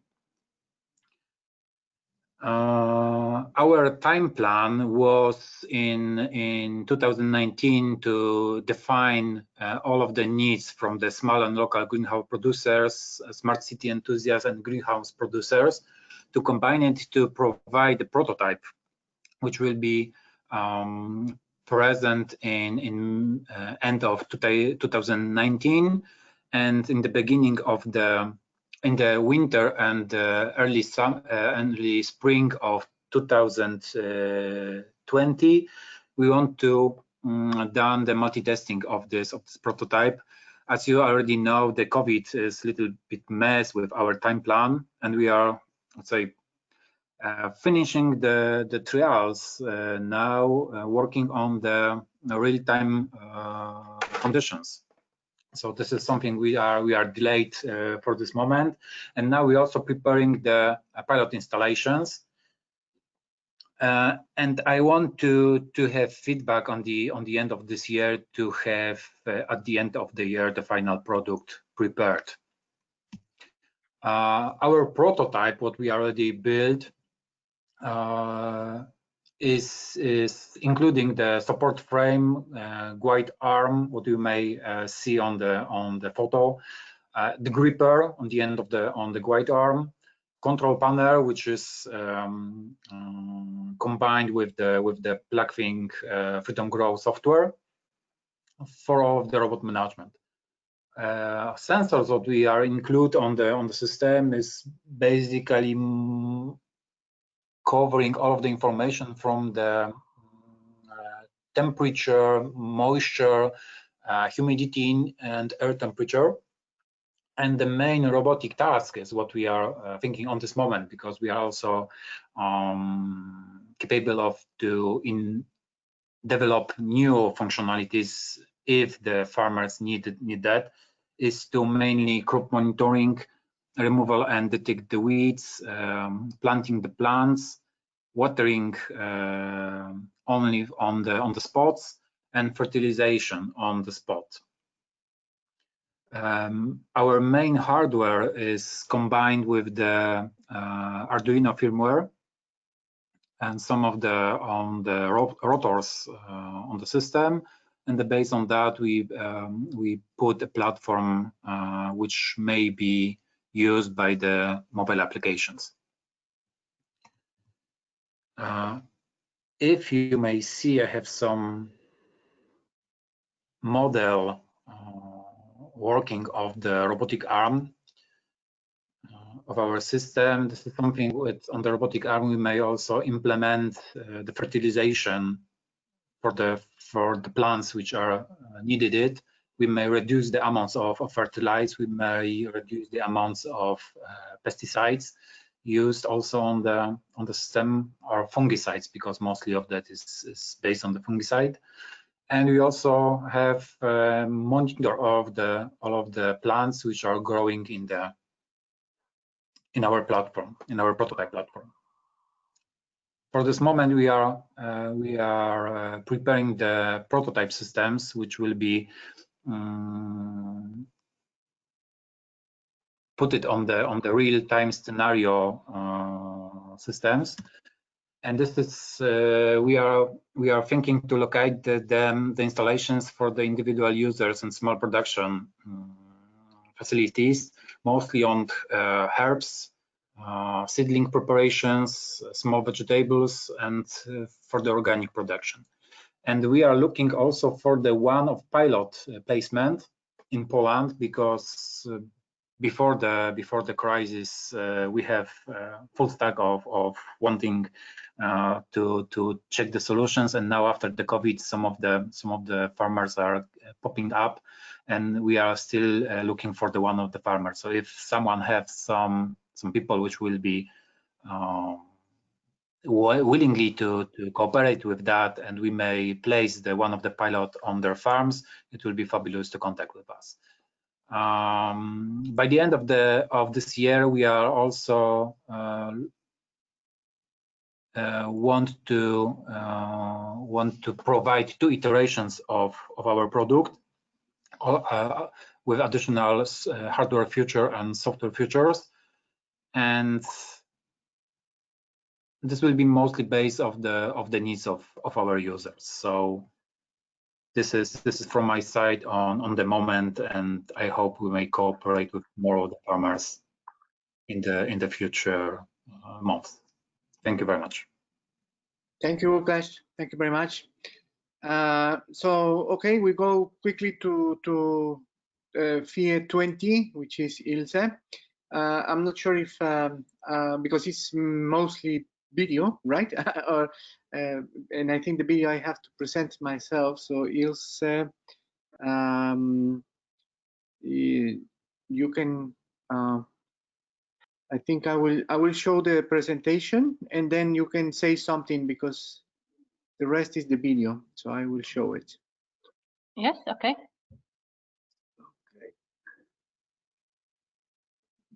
Okay. Hello. Yes, Ilse, we can hear you. Okay. So yeah, I'm Ilse Barga. I represent Farmers Parliament, and we are doing Flagship Innovation Experiment 20. Which is on groundwater and meteo sensors platform. So planning of field interventions and decision making is important for farmers and agronomists, and therefore our solution provides data, information, and analytical functions for support of these decisions. So the next please, and the solution mainly consists of many components which are installed, connected together by services and interfaces. And the key components of the system are data layers, which includes different spatial data and APIs, business logic layer, and the presentation layer, which represents also web map application with integrated all different spatial data, sensor data visualization, and meteorological analysis. So the platform is available on the provided web page. You can also take a look how it looks like at the moment. And actually, yeah, now please see a video presentation of our experiment. Okay, so Thank you.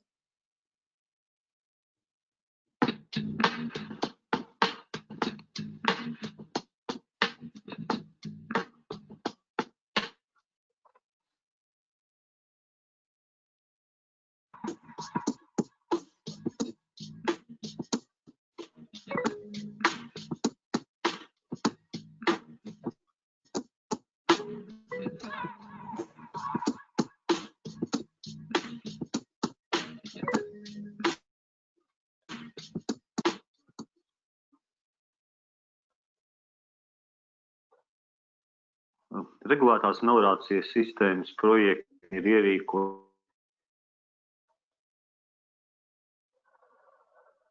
zemnieku saimniecības vilciņa. Viens laukstība ir 19 hektāri un otra lauka platība ir 25 hektāri. Šie lauki atrodas viens otram blakus.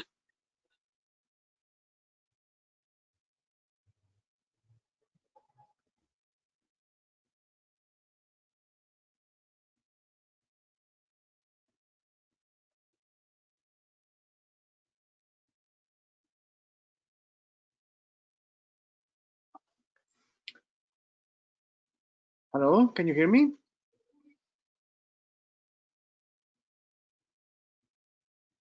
Yes, we hear you, but not hear the present video.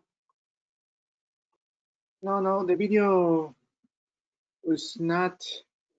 I mean, the video was crashing the screen. I'm sorry about that, but yeah, it's very heavy video. I think we will have to try to put it a condensed version of this. So I don't know. We can go back to the presentation, but I think Ilse can just give a short overview, and then we can put the video link in the chat. Yes, okay. So yeah, as I mentioned, so there are different these data layers, but for the platform, the idea is that every farmer can come register as a user, put his fields or areas of interest, and afterwards he can use all these additional data layers, like data about protected territories or soil type or waters or satellite imagery data and DIH indexes, which are where we put this time series. Then every farmer can also add his own groundwater sensor data or meteorological sensors, and then we connect them to the system, and again through this portal he can see every data every day, this visualization of the sensor data, and then so in addition to there is meteorological analysis integrated and provided by MeteoBlue, where farmers can see every day the best suggestion for instance, spraying or sowing or fertilization, and which is based on meteorological data. Also, farmers can see meteorological data forecasts, and particularly for the spot or the areas of interest. So they are kind of localized, these forecasts, and also analytical results are localized for these particular areas. Yeah, and with this presentation layer, like web map application, it has different map functionalities where you can measure the areas or share maps prepared by yourself, or use different other base map layers or even satellite imagery data, which are updated very often. And so the all functionality you can also now see on this demo web page, which is presented in, I think, the last version of the software, and still some additional analytical functions will be provided during the next months or during the autumn, and updated according to the farmers' suggestions. And we also work in close cooperation with farmers in Latvia and also in Czech Republic. And at the end of this year, it is planned that this web application will be available to every interested farmer. So that's all for me. Thank you very much for your attention. Okay, so thank you very much, Ilse, and we will have to put the link to the video because it's it's too heavy to be displayed here, and unfortunately on your side there is no audio, so that's that was a technical issue. Sorry for that, but we will decrease the size and then send you another version. So very sorry for this. No problem. Okay, so in any case, I think we are very late in time. I think we should go quickly to Digital Innovation Hub presentations, which are short presentations, just an overview of the current status. So we start quickly with Łukasz once again with the Digital Innovation Hub from Poland. So I will give again the presentation mode to Łukasz. Welcome everyone, second time. Now I'm in the role as a part of Digital Innovation Hub AgroPoland, and I will show you. Do you see my screen? Yes. Perfectly. And now I will show you something and say a few words about the Digital Innovation Hub AgroPoland. This DIH was created in early 2018 as an initiative of two competence centers. One was the Lukasiewicz Research Network Industrial Institute of Agriculture Engineering from Poznań, and second one was the Poznań Supercomputing and Networking Center, also from Poznań. So it was quite easy to establish in close cooperation, and it was very smoothly between our institutes. We are prepared the services for agriculture and food sector clients, defining their problems, needs from the producer and user perspective, and to transfer various technologies to meet their needs. By joining forces with highly specialized competence centers and building competences on the basic on many projects implemented so far, for the agricultural sector, we develop a one-stop shop for service for micro, small, medium, and large companies. Since 2019, we are connected with HPC for Poland, an European scale DIH, which for Industry 4.0 services, which develops and implements a number of technologies like hypercomputing, artificial intelligence, cloud, IoT, virtual reality, and many more.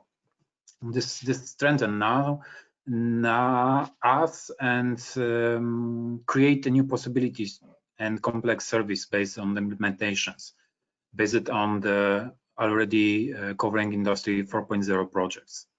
One of our goals is to build strong, agile, and responsive ecosystem based on another DIH, CCs, companies, initiatives, clusters, cooperation through connected networks like SmartAgriHubs, IOF 2020, DIHnet, I4MS, and agrifood.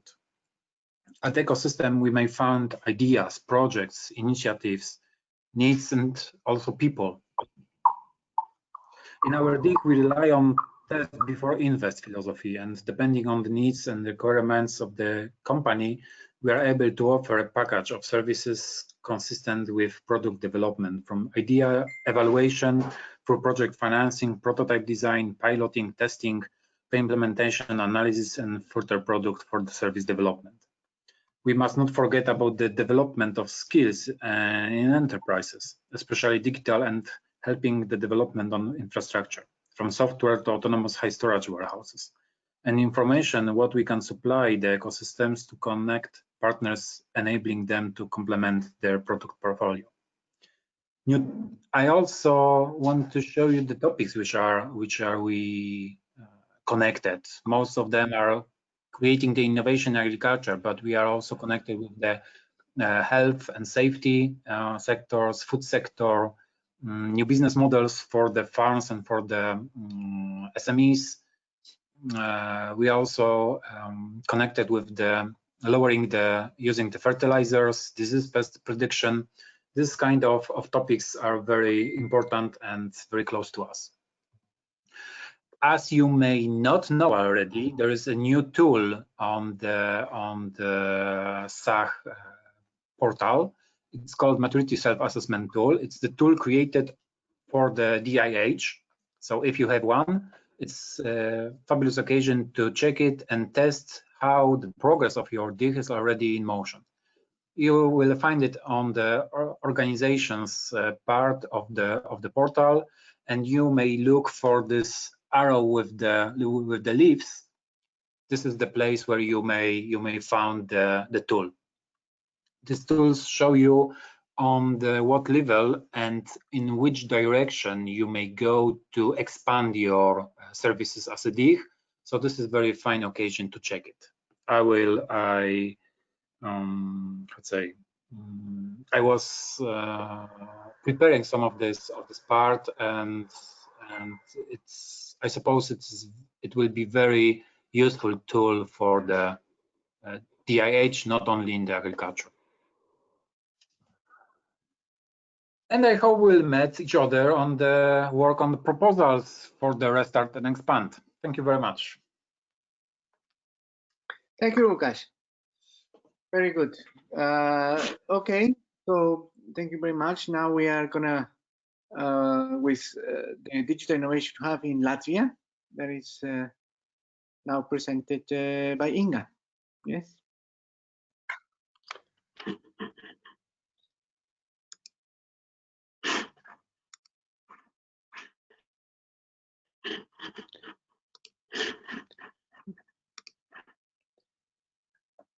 Hi, I would like to introduce Union Farmers Latvia Digital Innovation Hub. And firstly, I would like to thank you, Harald Harvat from Czech Republic, for inviting us to SmartAgriHubs project, and also to introducing all these technical issues that we have to perform as DIH. And I would like also to say that our organization is NGO, which are joining 900 producing farmers, and also members are different kind of stakeholders, associations, organizations. We were founded in 1999, and for our daily activities, we use bottom-up approach in order to bring all the farmers and producers' ideas to the politicians and other sectors.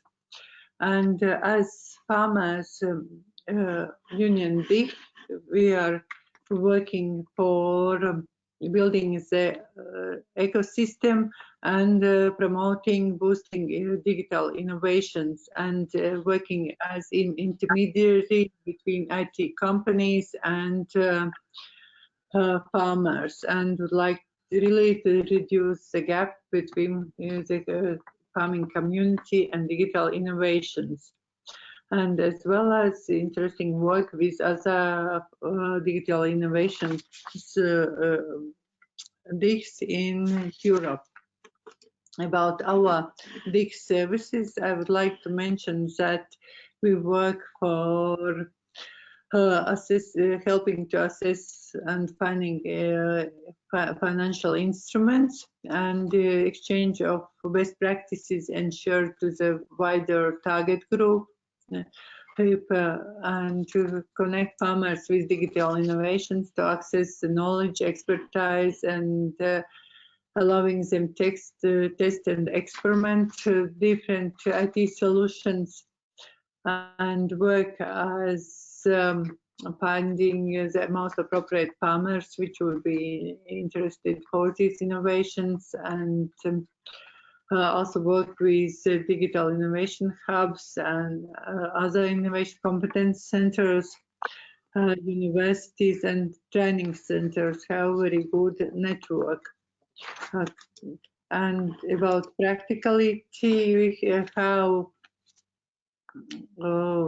introduced a big web page, SmartAgro, and here is information also about cluster experiments, innovation experiments, about DIHs, and also there is place where there is provided the DIH map, common web map platform with the data from different companies and cartographic data and other services, and which we are planning that there will be authorized access to the DIH services, and here the farmers could have access to the information. As important part of our work is also work on other projects which work in the area of digitalization, and very interesting project is the Zero project, where we are planning to make innovative support digital system for recognition and traceability of beef cattle meat in Latvia. The second, also we are a partner also for IOF project supplementation. We're working together with two farms for testing this equipment. Then our national project is research of efficient heat production and supply systems from greenhouses. The aim is to develop energy sufficient technology with integrated heat pump and sun heat collector appropriate for Latvian conditions to construct the prototype. The second system or project is we are working on developing an information collection tool for managing of gaming animals. This information collecting tool as application which will help to identify the wild animals, because there is a process that these animals damages the forests and agriculture fields. And we are networking with different DIHs in Europe. And of course, it's work for supporting innovation experiments, as we organize and participate in the different seminars and giving presentations, and collaborating with IT system cluster in Latvia, and trying to find other projects which provides similar solutions and are useful for our farmers, and also cooperating with other clusters. And I would like to introduce our team of 9 persons. And thank you very much. Okay, so thank you, Inga, for Latvia Digital Innovation Hub. I think now we should go to Christina in Lithuania. Christina, let me see first of all if you can present and talk. Let me on here. Hi, Christina, can you hear me? Can you talk?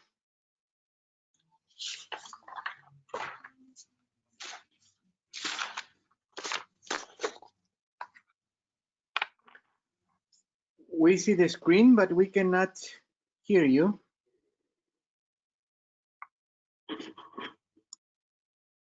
Okay, can you hear me? Hello? Now yes, now yes. Okay, let me just start my presentation, and okay, let me put my camera. Do you see me? Okay. Yes, perfect. Thank you. Mm-hmm.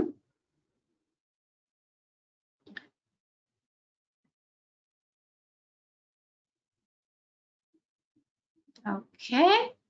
Do you see everything well? Yes. Hello? Yes. Yeah, okay.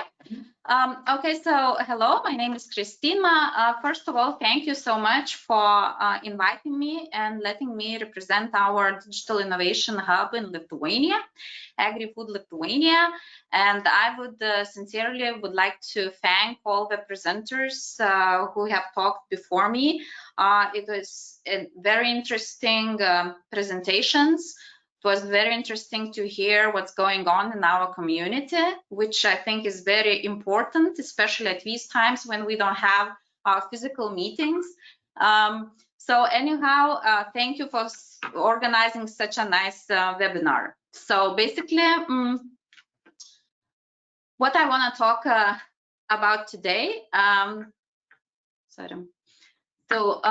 Digital Innovation Hub, first of all, when it was introduced in Lithuania, for example, lots of our end users, for example, farmers or even SMEs, they looked at us with some concern or some skeptical views, I would say. And they said, well, digitalization, is it really necessary?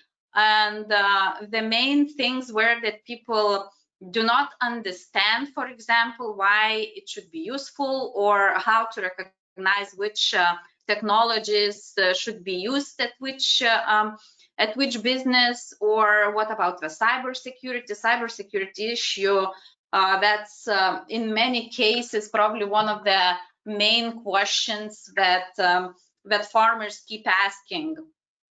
And of course, the fear of the additional cost and how it's going to change inside of the processes at the organizations or the businesses, those were the main always concerns which were raised. But with the coming up COVID and the whole new situation, we have noticed that out of the sudden businesses and farmers and agriculture, agri-food SMEs, they started to even come to us and say, okay, let's see, let's talk, let's start, let's do together and see how it works, because you want it or not, everybody's going digitalized. So basically what our Digital Innovation Hub is doing for right now, that's Test Before Invest, one of our main services that we are providing. Then, of course, the supports for the finding investments, of course, the innovation ecosystem and networking, and we are trying to be very active, not only at our national level, but also at the Baltic countries, and of course at the EU level. And another service that's one of our main services, that's skills and training in the digitalization. We are very proud that last year in December in Malaga, in the workshop organized by European Commission, where everybody was talking about the future of agri-food digitalization, we were invited and presented amongst top 5 examples of the agri-food sector digital innovation hubs. And of course, we are very proud that we were selected because we are part of the SmartAgriHubs. Okay, for now, we are very happy that we have so many members, and we are staying very sectorial. So that means that national institutions, universities, enterprises, technology providers, those join who are really working with agri-food sector and doing the main jobs there. As I was mentioning before, we are very proud that we are part of the SmartAgriHubs community. We are part of the IOF 2020 project, where we see huge benefits also. And we just joined the AgriFood community also, which I think also just gives us stronger positions as a digital innovation hub. For now, our competences, where we work and where we have experts and what can we provide for our end users, that's analyzing big data, artificial intelligence, working with artificial intelligence and applying it to different fields, from the big data to the different technologies as spectroscopy, for example, or others. Another is high performance computing and cybersecurity. Just an example projects, what we are doing. It was very interesting to hear Inga's presentation that they have this project where they counting game animals. So we have in Lithuania this project where we're counting boars. So this is close related to the problem of the boar plague, pig's plague. So these projects kind of seem similar. I'm starting to wonder, maybe we should work closer so we can talk about the after the webinar and maybe find some points. And then another one is, of course, hyperspectral data, which we are expanding very much so, working with the plants, with diseases, with the nutritional analysis, and applying artificial intelligence to analyze the data. Another of our projects, that's oyster analysis that we are proud of, the quality of the oysters, also the product authenticity, for example, for the olive oil authenticity, honey analysis, because these are the main food products which are mostly mixed with some other ingredients, so they are not pure as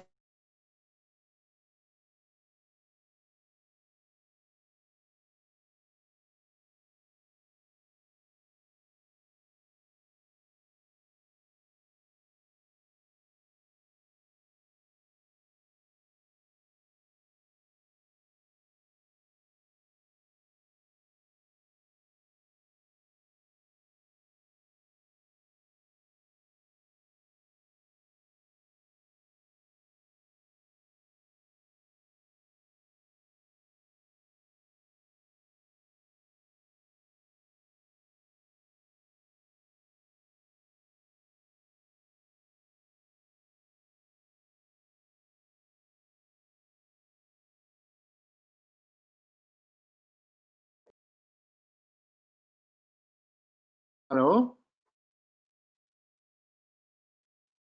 Hello, hello?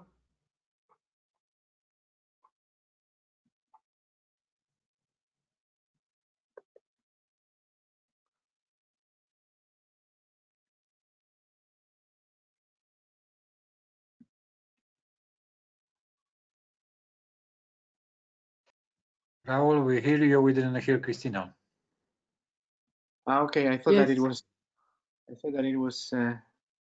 She was freezed, I suppose, or lost connection. Okay. Yeah, Christina is gone. It says offline, unfortunately. Okay. Oh, Christina is coming back now. Hello, does anyone hear me? Yes, now yes. You were out I'm very sorry, some technical issues, so I had really to run to my technical guys to fix it. Now, can you let me just do it further really quickly? So, as I was telling before, also our other projects where artificial intelligence is applied and process management is applied. We're in agricultural management systems and with factual data processing and etc. And our services, as I was mentioning before, that innovation activities, business development, and skills development, those are the main services that we are working with. And what we are proud, our results so far. So we've been organizing agribusiness forum for 4 years now, and last year it was the first big international forum where the memorandum of our international partners and Lithuanian main social partners were signed on the digitalization for the agri-food, and everyone agreed that it's very important that we should proceed. So this year hopefully we're gonna have it in physical meeting again. If not, maybe we'll do it online again. And for the first time last year, it was an Hack Agri-Food, a big hackathon organized. And this year we are planning it even bigger and wider, and we are very proud that we succeeded in the SmartAgriHubs open call. So we are starting already to plan the hackathon and its activities in the middle of July. Also, we are very happy that we are being noticed in the international community. For example, we just agreed to work together with the one of the biggest French cooperatives of farmers.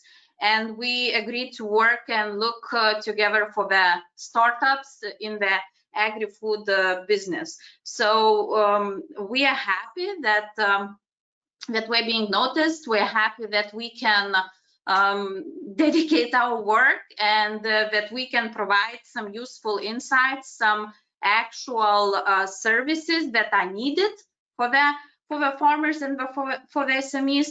So we can proudly say that digitalization is the future now. And instead of conclusion, I just would like to say, because myself, I'm a writer. So we just noticed that during this COVID-19 crisis, lots of business got lost, and everyone was saying that it's very hard to get on feet. So I think nowadays the businesses are like riding a horse. You already feel comfortable in the saddle. You already know how to ride the horse. You're enjoying the ride finally. You're feeling safe. And out of the sudden, you get the challenge which can end up in two ways. First way, you're gonna fall down, or the second way, you're gonna adjust and your horse is gonna adjust and you're gonna be riding further together, just adding this new technique that you just learned together with your horse, and you're gonna get even stronger and better and won't be afraid of the future challenges. So I think just there is no way for the SMEs and farmers, for example, to get away with no digitalization at all. So I think this is the future, and the future is now. So thank you so much. If you have any questions or proposals for collaboration, we are happy always to talk and discuss what we can do together. Thank you so much. Oh, thank you very much, Christina. It was a very nice presentation. Unfortunately, the last technical detail, but it was very great. Thank you very much. Okay, so we go now with to Estonia with Tauno. I will make you presenter here, and yes, we can hear you now. Let's see if we can see your screen. Okay. So, sorry. No, it's I have too many. So can you see it now? Hello. Yes. Hi. No, we cannot see. We cannot see the presentation. Okay. I see the presentation. Yeah. Okay. It's coming. Okay. So welcome from Tallinn. So basically, we are here working on the Taltech, and we have basically existing starting 2016 when I4MS was made just kind of call, and we started from robotics, and then moved on to wider. So just trying to handle the screen.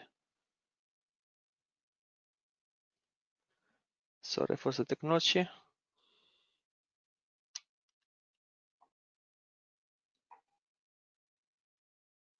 Okay, and today we are working in 6 focus areas, not only robotics, but also digital twins, 3D printing, and predictive maintenance and monitoring. And basically, we are partnering with Estonian University of Life Sciences, and we are currently also members of AID network.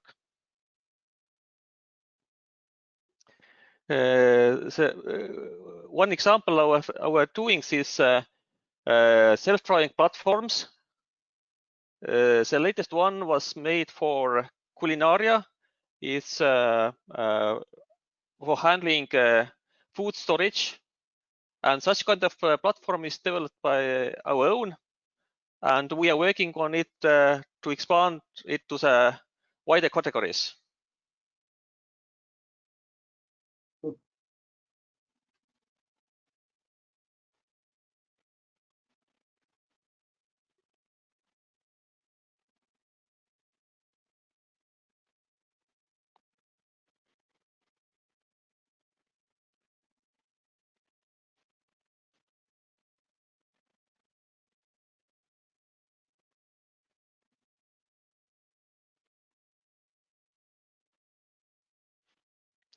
Besides, other platforms are related with self-driving cars, and we are also developing digital twins of all the equipments we are producing. So the self-driving car ISA-auto is now independent company, and they are developing it outside university. So we started inside university, but now they are going own way.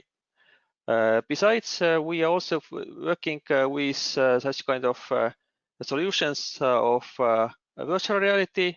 Here is one which is related with virtual shopping, but in current use it is for representation of people. So basically, people can exercise.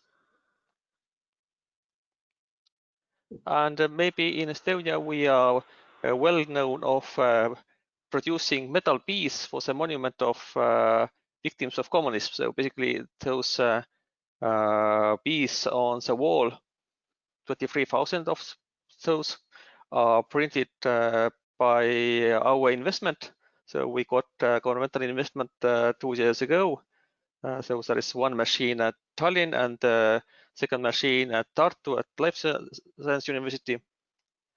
Currently, we are promoting the open calls of corresponding initiatives, and we are also got partnership in World DIH initiative.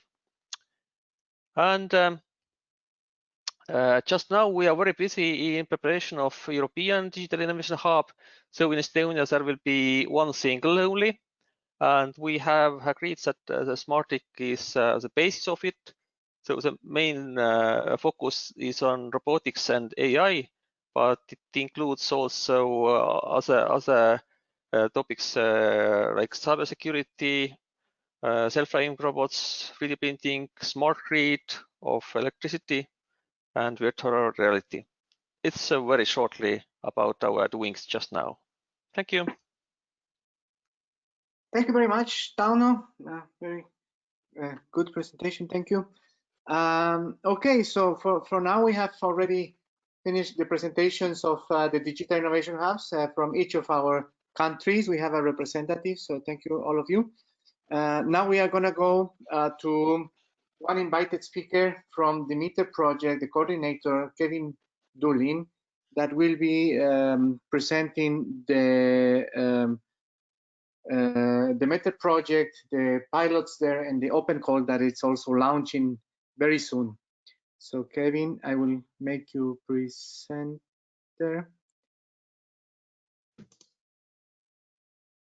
Yeah. Okay, thank you. Let me get the slideshow. Can you see the slides? Yes. Yep, great. Okay, so thanks, Raoul. Thanks for inviting me to present at this event. It's very interesting. Yeah, I'm the coordinator of the EU project Demeter, funded under DTICT 08. Just a bit quick background. I'm from an organization called the Telecommunications Software and Systems Group, TSSG, in Waterford Institute of Technology in Ireland. We've been around for about over 20 years now, and you can see some of our basic facts and figures there. Our main areas of expertise are around communication networks, wireless systems, machine learning, AI, data analytics, emerging communications, molecular computing, and so on. We're now starting to look at things like brain-computer interfaces. And typically in the organization, what we do is we develop enabling technologies and then apply them into different verticals, such as agriculture, which is what got us into the Demeter project. So very briefly, Demeter is a 60-partner project. We're spanning 18 different countries. And the purpose of Demeter is to ensure interoperability across the agri-food supply chain, essentially from farm to fork. And we prepare that interoperability more or less at a data level through data interfaces and so on. We also have 20 different pilots that we're going to be running across Europe. You can see them highlighted here on the map. We have about 6,000 farmers involved in the project because we're pushing on the multi-actor approach, where we're trying to engage the farming community across Europe from the outset. And we also have the World Farmers Organization as one of our key partners to help us to disseminate the results across Europe, across the world, I should say. Just very briefly to talk a little bit about the pilots. We've got 5 kind of broad categories of pilot clusters, I suppose, within the project, each with a slightly different focus. So we look at, for example, water and energy management related to arable crops. And this looks at topics like smart energy management for irrigated crops or optimal rice irrigation. Next, we look at the areas around precision farming, again, actually related to arable crops. So looking at things like in-service agricultural machinery condition monitoring, or data brokerage systems and decision support systems. Our next cluster then is focusing around the fruit and vegetable sector, and it's looking at crop health and quality. And so for just as an example, looking at decision support systems for olive growers, or pest management control for fruit flies and so on. Then we have a cluster looking at animal health. So for example, here we have a dairy farmer's dashboard for the milk and the meat production chain. And we also have some work on consumer awareness around milk quality and animal welfare tracking. And then we have a couple of cross-sectoral pilots where we look at things like disease prediction, for example, or pollination optimization in apiculture, and also enabling transparency in the poultry industry supply chain. So quite a broad set of pilots. And the purpose of having so many pilots is obviously to verify the technologies that we're developing within the project.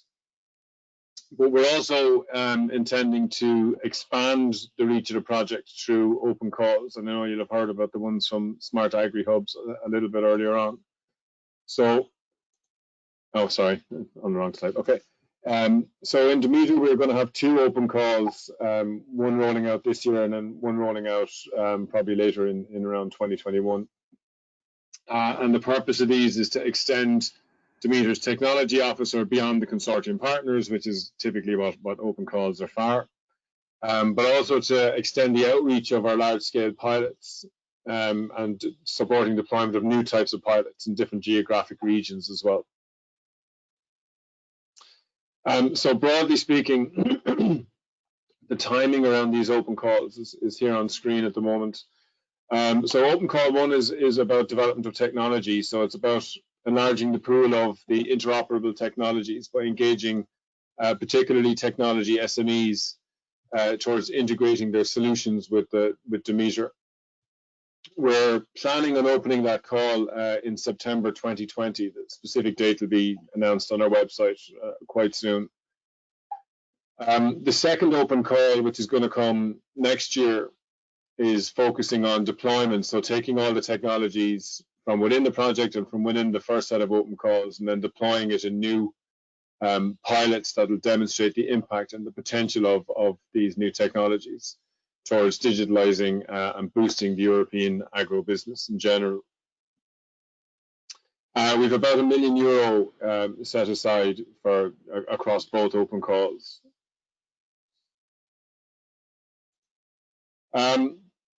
So just a very quick status on where the project is at. We started in September 2019.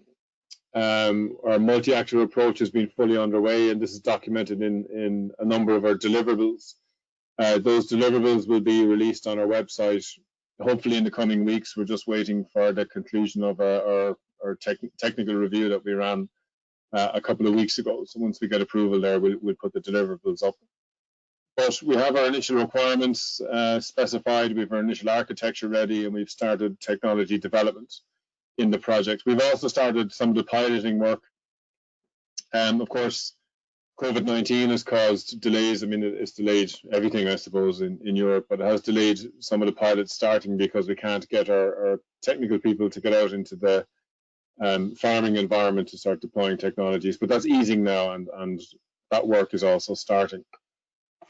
And our open calls are being prepared, so we're just looking through the set of topics that we need to specify for our open calls at the moment. And as I said already, we're going to issue those on our website very soon.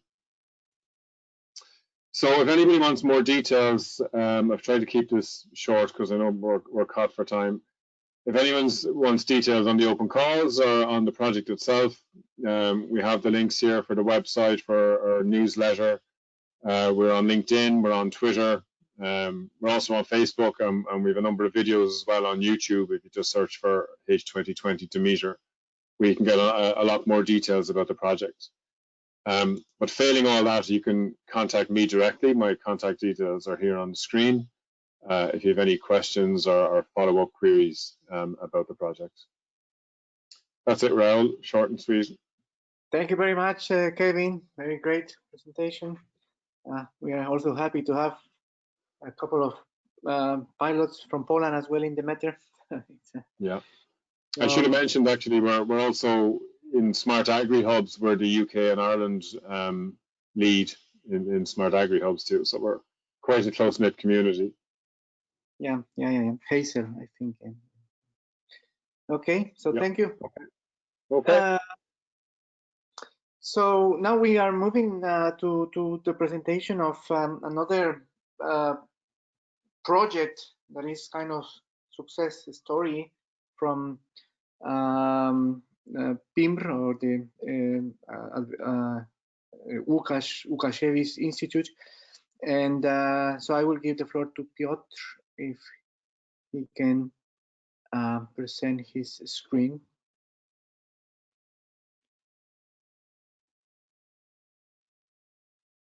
We can see you, Piotr. We cannot hear you now. We can see the screen.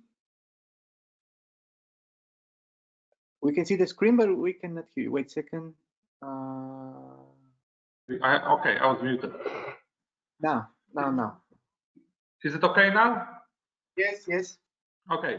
Hi everyone, Piotr Szczęsny. I would like to tell you a few words about autonomous field robot as cooperation success story. The genesis of the project is that in Poland we don't produce any autonomous field robots at the moment, and also worldwide the offer of autonomous field robots is very limited. We would like to deal with the following problems. First of all, customers. As you know, there is a high labor cost and difficulties in hiring employees to perform manual work in the field. Also, there is a high cost of using herbicides in large-scale crops and increased expenditure to increase soil fertility. And also, our robot will deal with the problem of environment. We would like to deal with the problem of using chemical plant protection products and fertilizers and soil degradation process. And our vision is to create and implement the robot that will deal with many tasks. First of all, the robot will have a modular construction, so we can connect the model that we want to use in a moment. So it can be a model responsible for precise seeding or precise planting or mechanical plant protection or chemical plant protection, or we can connect the module responsible for fertilization, for localized fertilization. Also, our robot will be controlled remotely, and its works will be autonomously. And it will have a vision system that will distinguish healthy plants from weeds, and many others advanced devices like GPS. The robot will be made in partnership. The leader is company Unia, and two partners, research network, research institutes from Łukasiewicz network. The one that I represent is Industrial Institute of Agriculture Engineering, and the second one is Institute of Aviation from Warsaw. But what I would like to emphasize is that the project consortium is already defined, but however, we invite all willing entities to cooperate with us in the development of additional functions and implementation of new solutions. So please don't hesitate to ask to contact me or Łukasz Głowinski and talk about the robot, the solution. And we obtained the external funding in amount of 20 million Polish zloty for the project, and intelligent robot that meets the requirements of the precision farming. This is a short success story cooperation of the robot. We presented the idea among other Łukasiewicz institutes last June. In October, we invited Unia, company Unia. This is the biggest company, the largest company producing agriculture machines in Poland. In May this year, we obtained funding from the National Center for Research and Development, and we started the project last month, and it will last for next 3 years. And after 3 years, Unia will be ready to sell the robot, this field robot, into the market in Poland, European Union, and all other countries in the world. And what is then the clue of this presentation is the benefits of the project cooperation. First of all, the creating and implementing the first Polish agriculture robot is possible only thanks to the cooperation of those two sectors. First, large enterprise, and the second, research institutes. As you know, company producing machines doesn't have enough resource to create such an advanced product, especially in Poland. So this is the first, and also this is the first project of two Łukasiewicz institutes. This is for us something new, because Łukasiewicz network was founded last year, so we are still new, and this is the first project that received external funding. And when we're talking about the promotion, we hope we will have a huge national and international reach with the robot.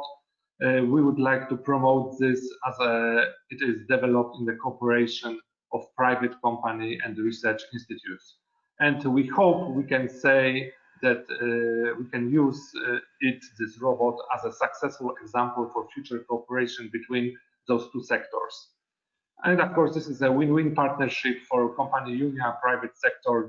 Having Łukasiewicz institutes is a big advantage because they can use our assets to develop a competitive robot. And also for us, this is a great opportunity to help Polish company to create innovation that can boost agriculture. And this is our consortium meeting, a photo from our first consortium meeting last month. We are ready for the challenge, and as I said previously, if you want any details or you want to cooperate with us in future, please don't hesitate to contact me or Łukasz Głowinski. Yeah, I think that's it. Thank you very much. Thank you very much, Piotr. So great. I mean, for now, I think we have finished with the invited speakers. We are now having a few small presentations, very short presentations regarding ideas for the open calls that we were just getting from our contacts here. and that could be, presented for some of these open calls that we have been hearing today, especially for the SmartAgriHubs, but also we have seen that there are other possibilities as well in other projects. So we have Mr. Roman Gresiak. I will check first of all if we can hear and see his presentation. Roman, can you hear us? Can you talk?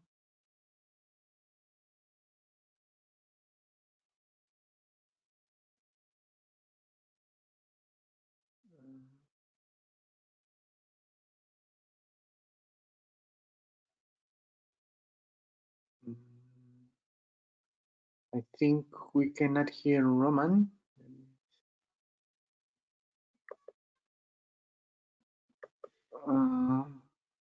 Yes. No. Okay, so probably there is a technical problem from the side of Roman. In the meantime, we can go with Martin. Martin, can you hear us? Hello again. Yeah, I'm here. Okay, perfect. So Martin, now I will try to share my screen. Can you see? Not yet. Now. Now, yes.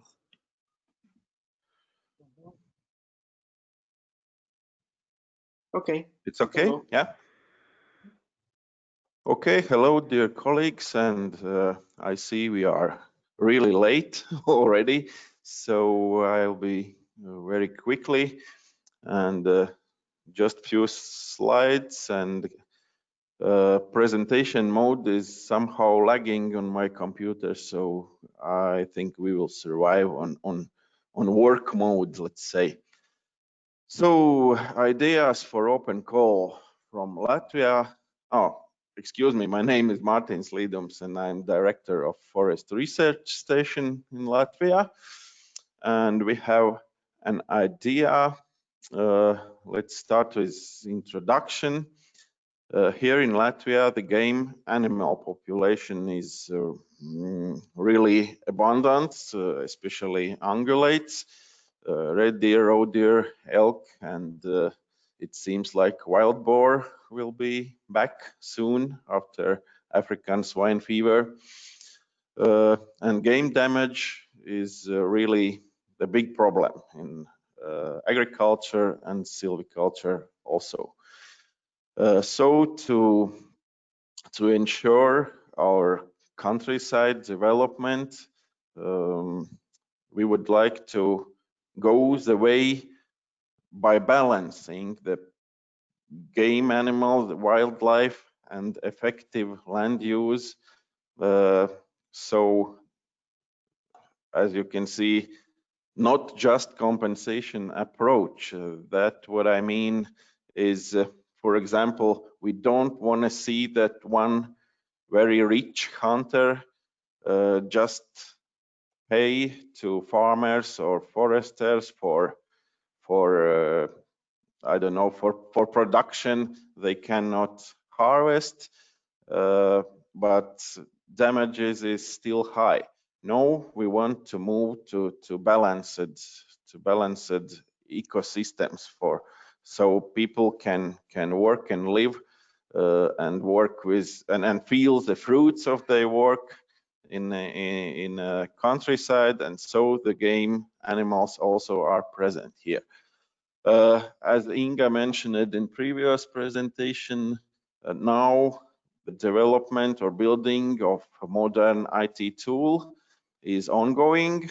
That's a tool or mobile smartphone application for gathering game management data, for registration of observed animals, damage info, also disease, signs of animal disease, zoonosis or so, and everyone can use it free of charge.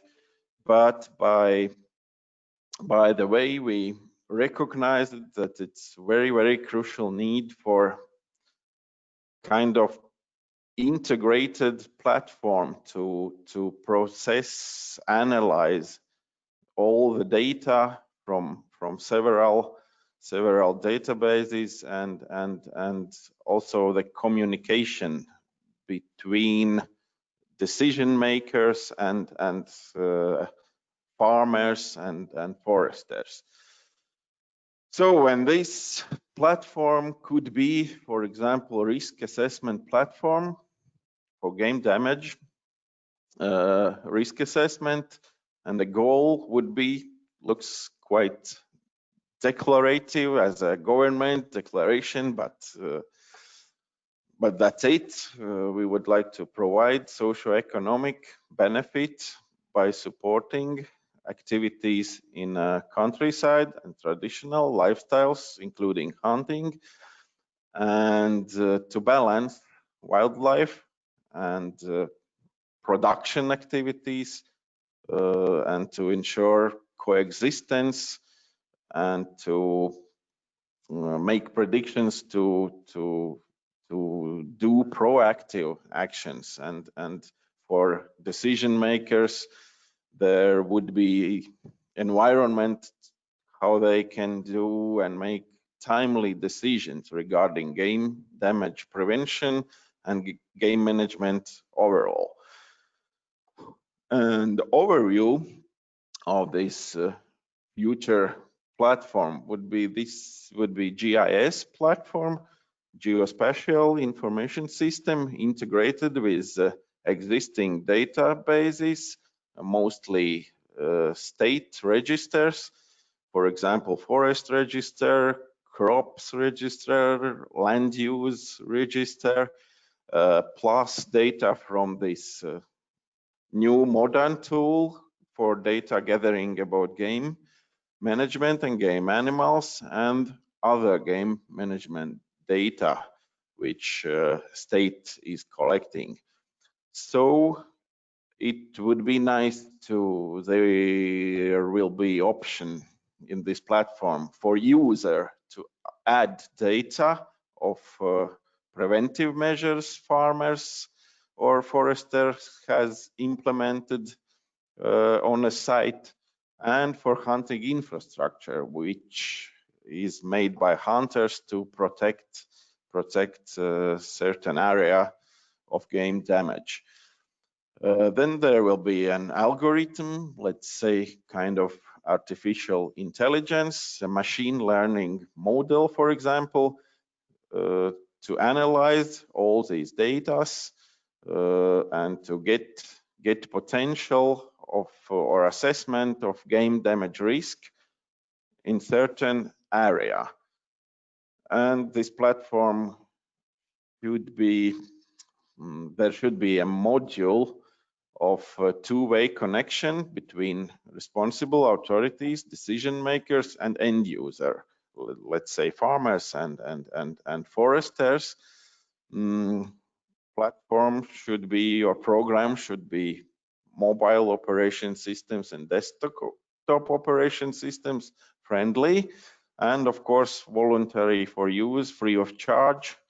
And what's important, users should be identified legally. Legally, I mean, it's, for example, by electronic ID card or bank link or any way which is accepted by state or by officials, to know that data which data and communication is with identified user. Let's go further. An outcome of this risk assessment platform would be geospatially visualized risk assessment results that user can see on a map, on a screen, where exactly in which area, how high or how low is the game damage risk at a certain place, certain spot, field or forest, and very fast information exchange between game administration, for example, and landowners or hunters.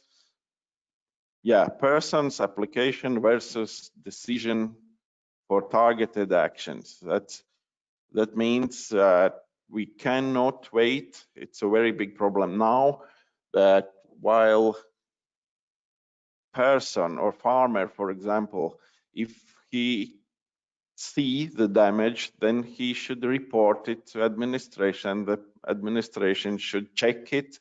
Then administration would have big bureaucratic process how to make a decision on a certain spot for extra quota or something like this. And at the same time, our good old friends four-legged from forest has eaten already another field. So it doesn't work. So we need lightning fast, really fast decision on a spot. Yeah, and this information exchange model probably can ensure it. So it was really brief and fast rush through this idea. I hope it was not more than 5 minutes. And yeah, thank you for your attention. Bye. See you. Thank you, Martin. Thank you, Martin. So yeah, the idea here is if someone is also interested or, you know, having those kind of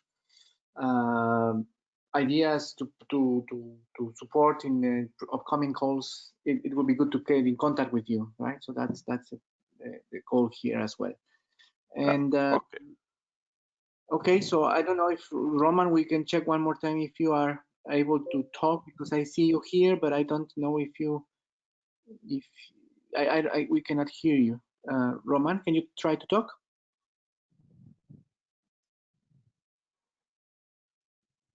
No, I think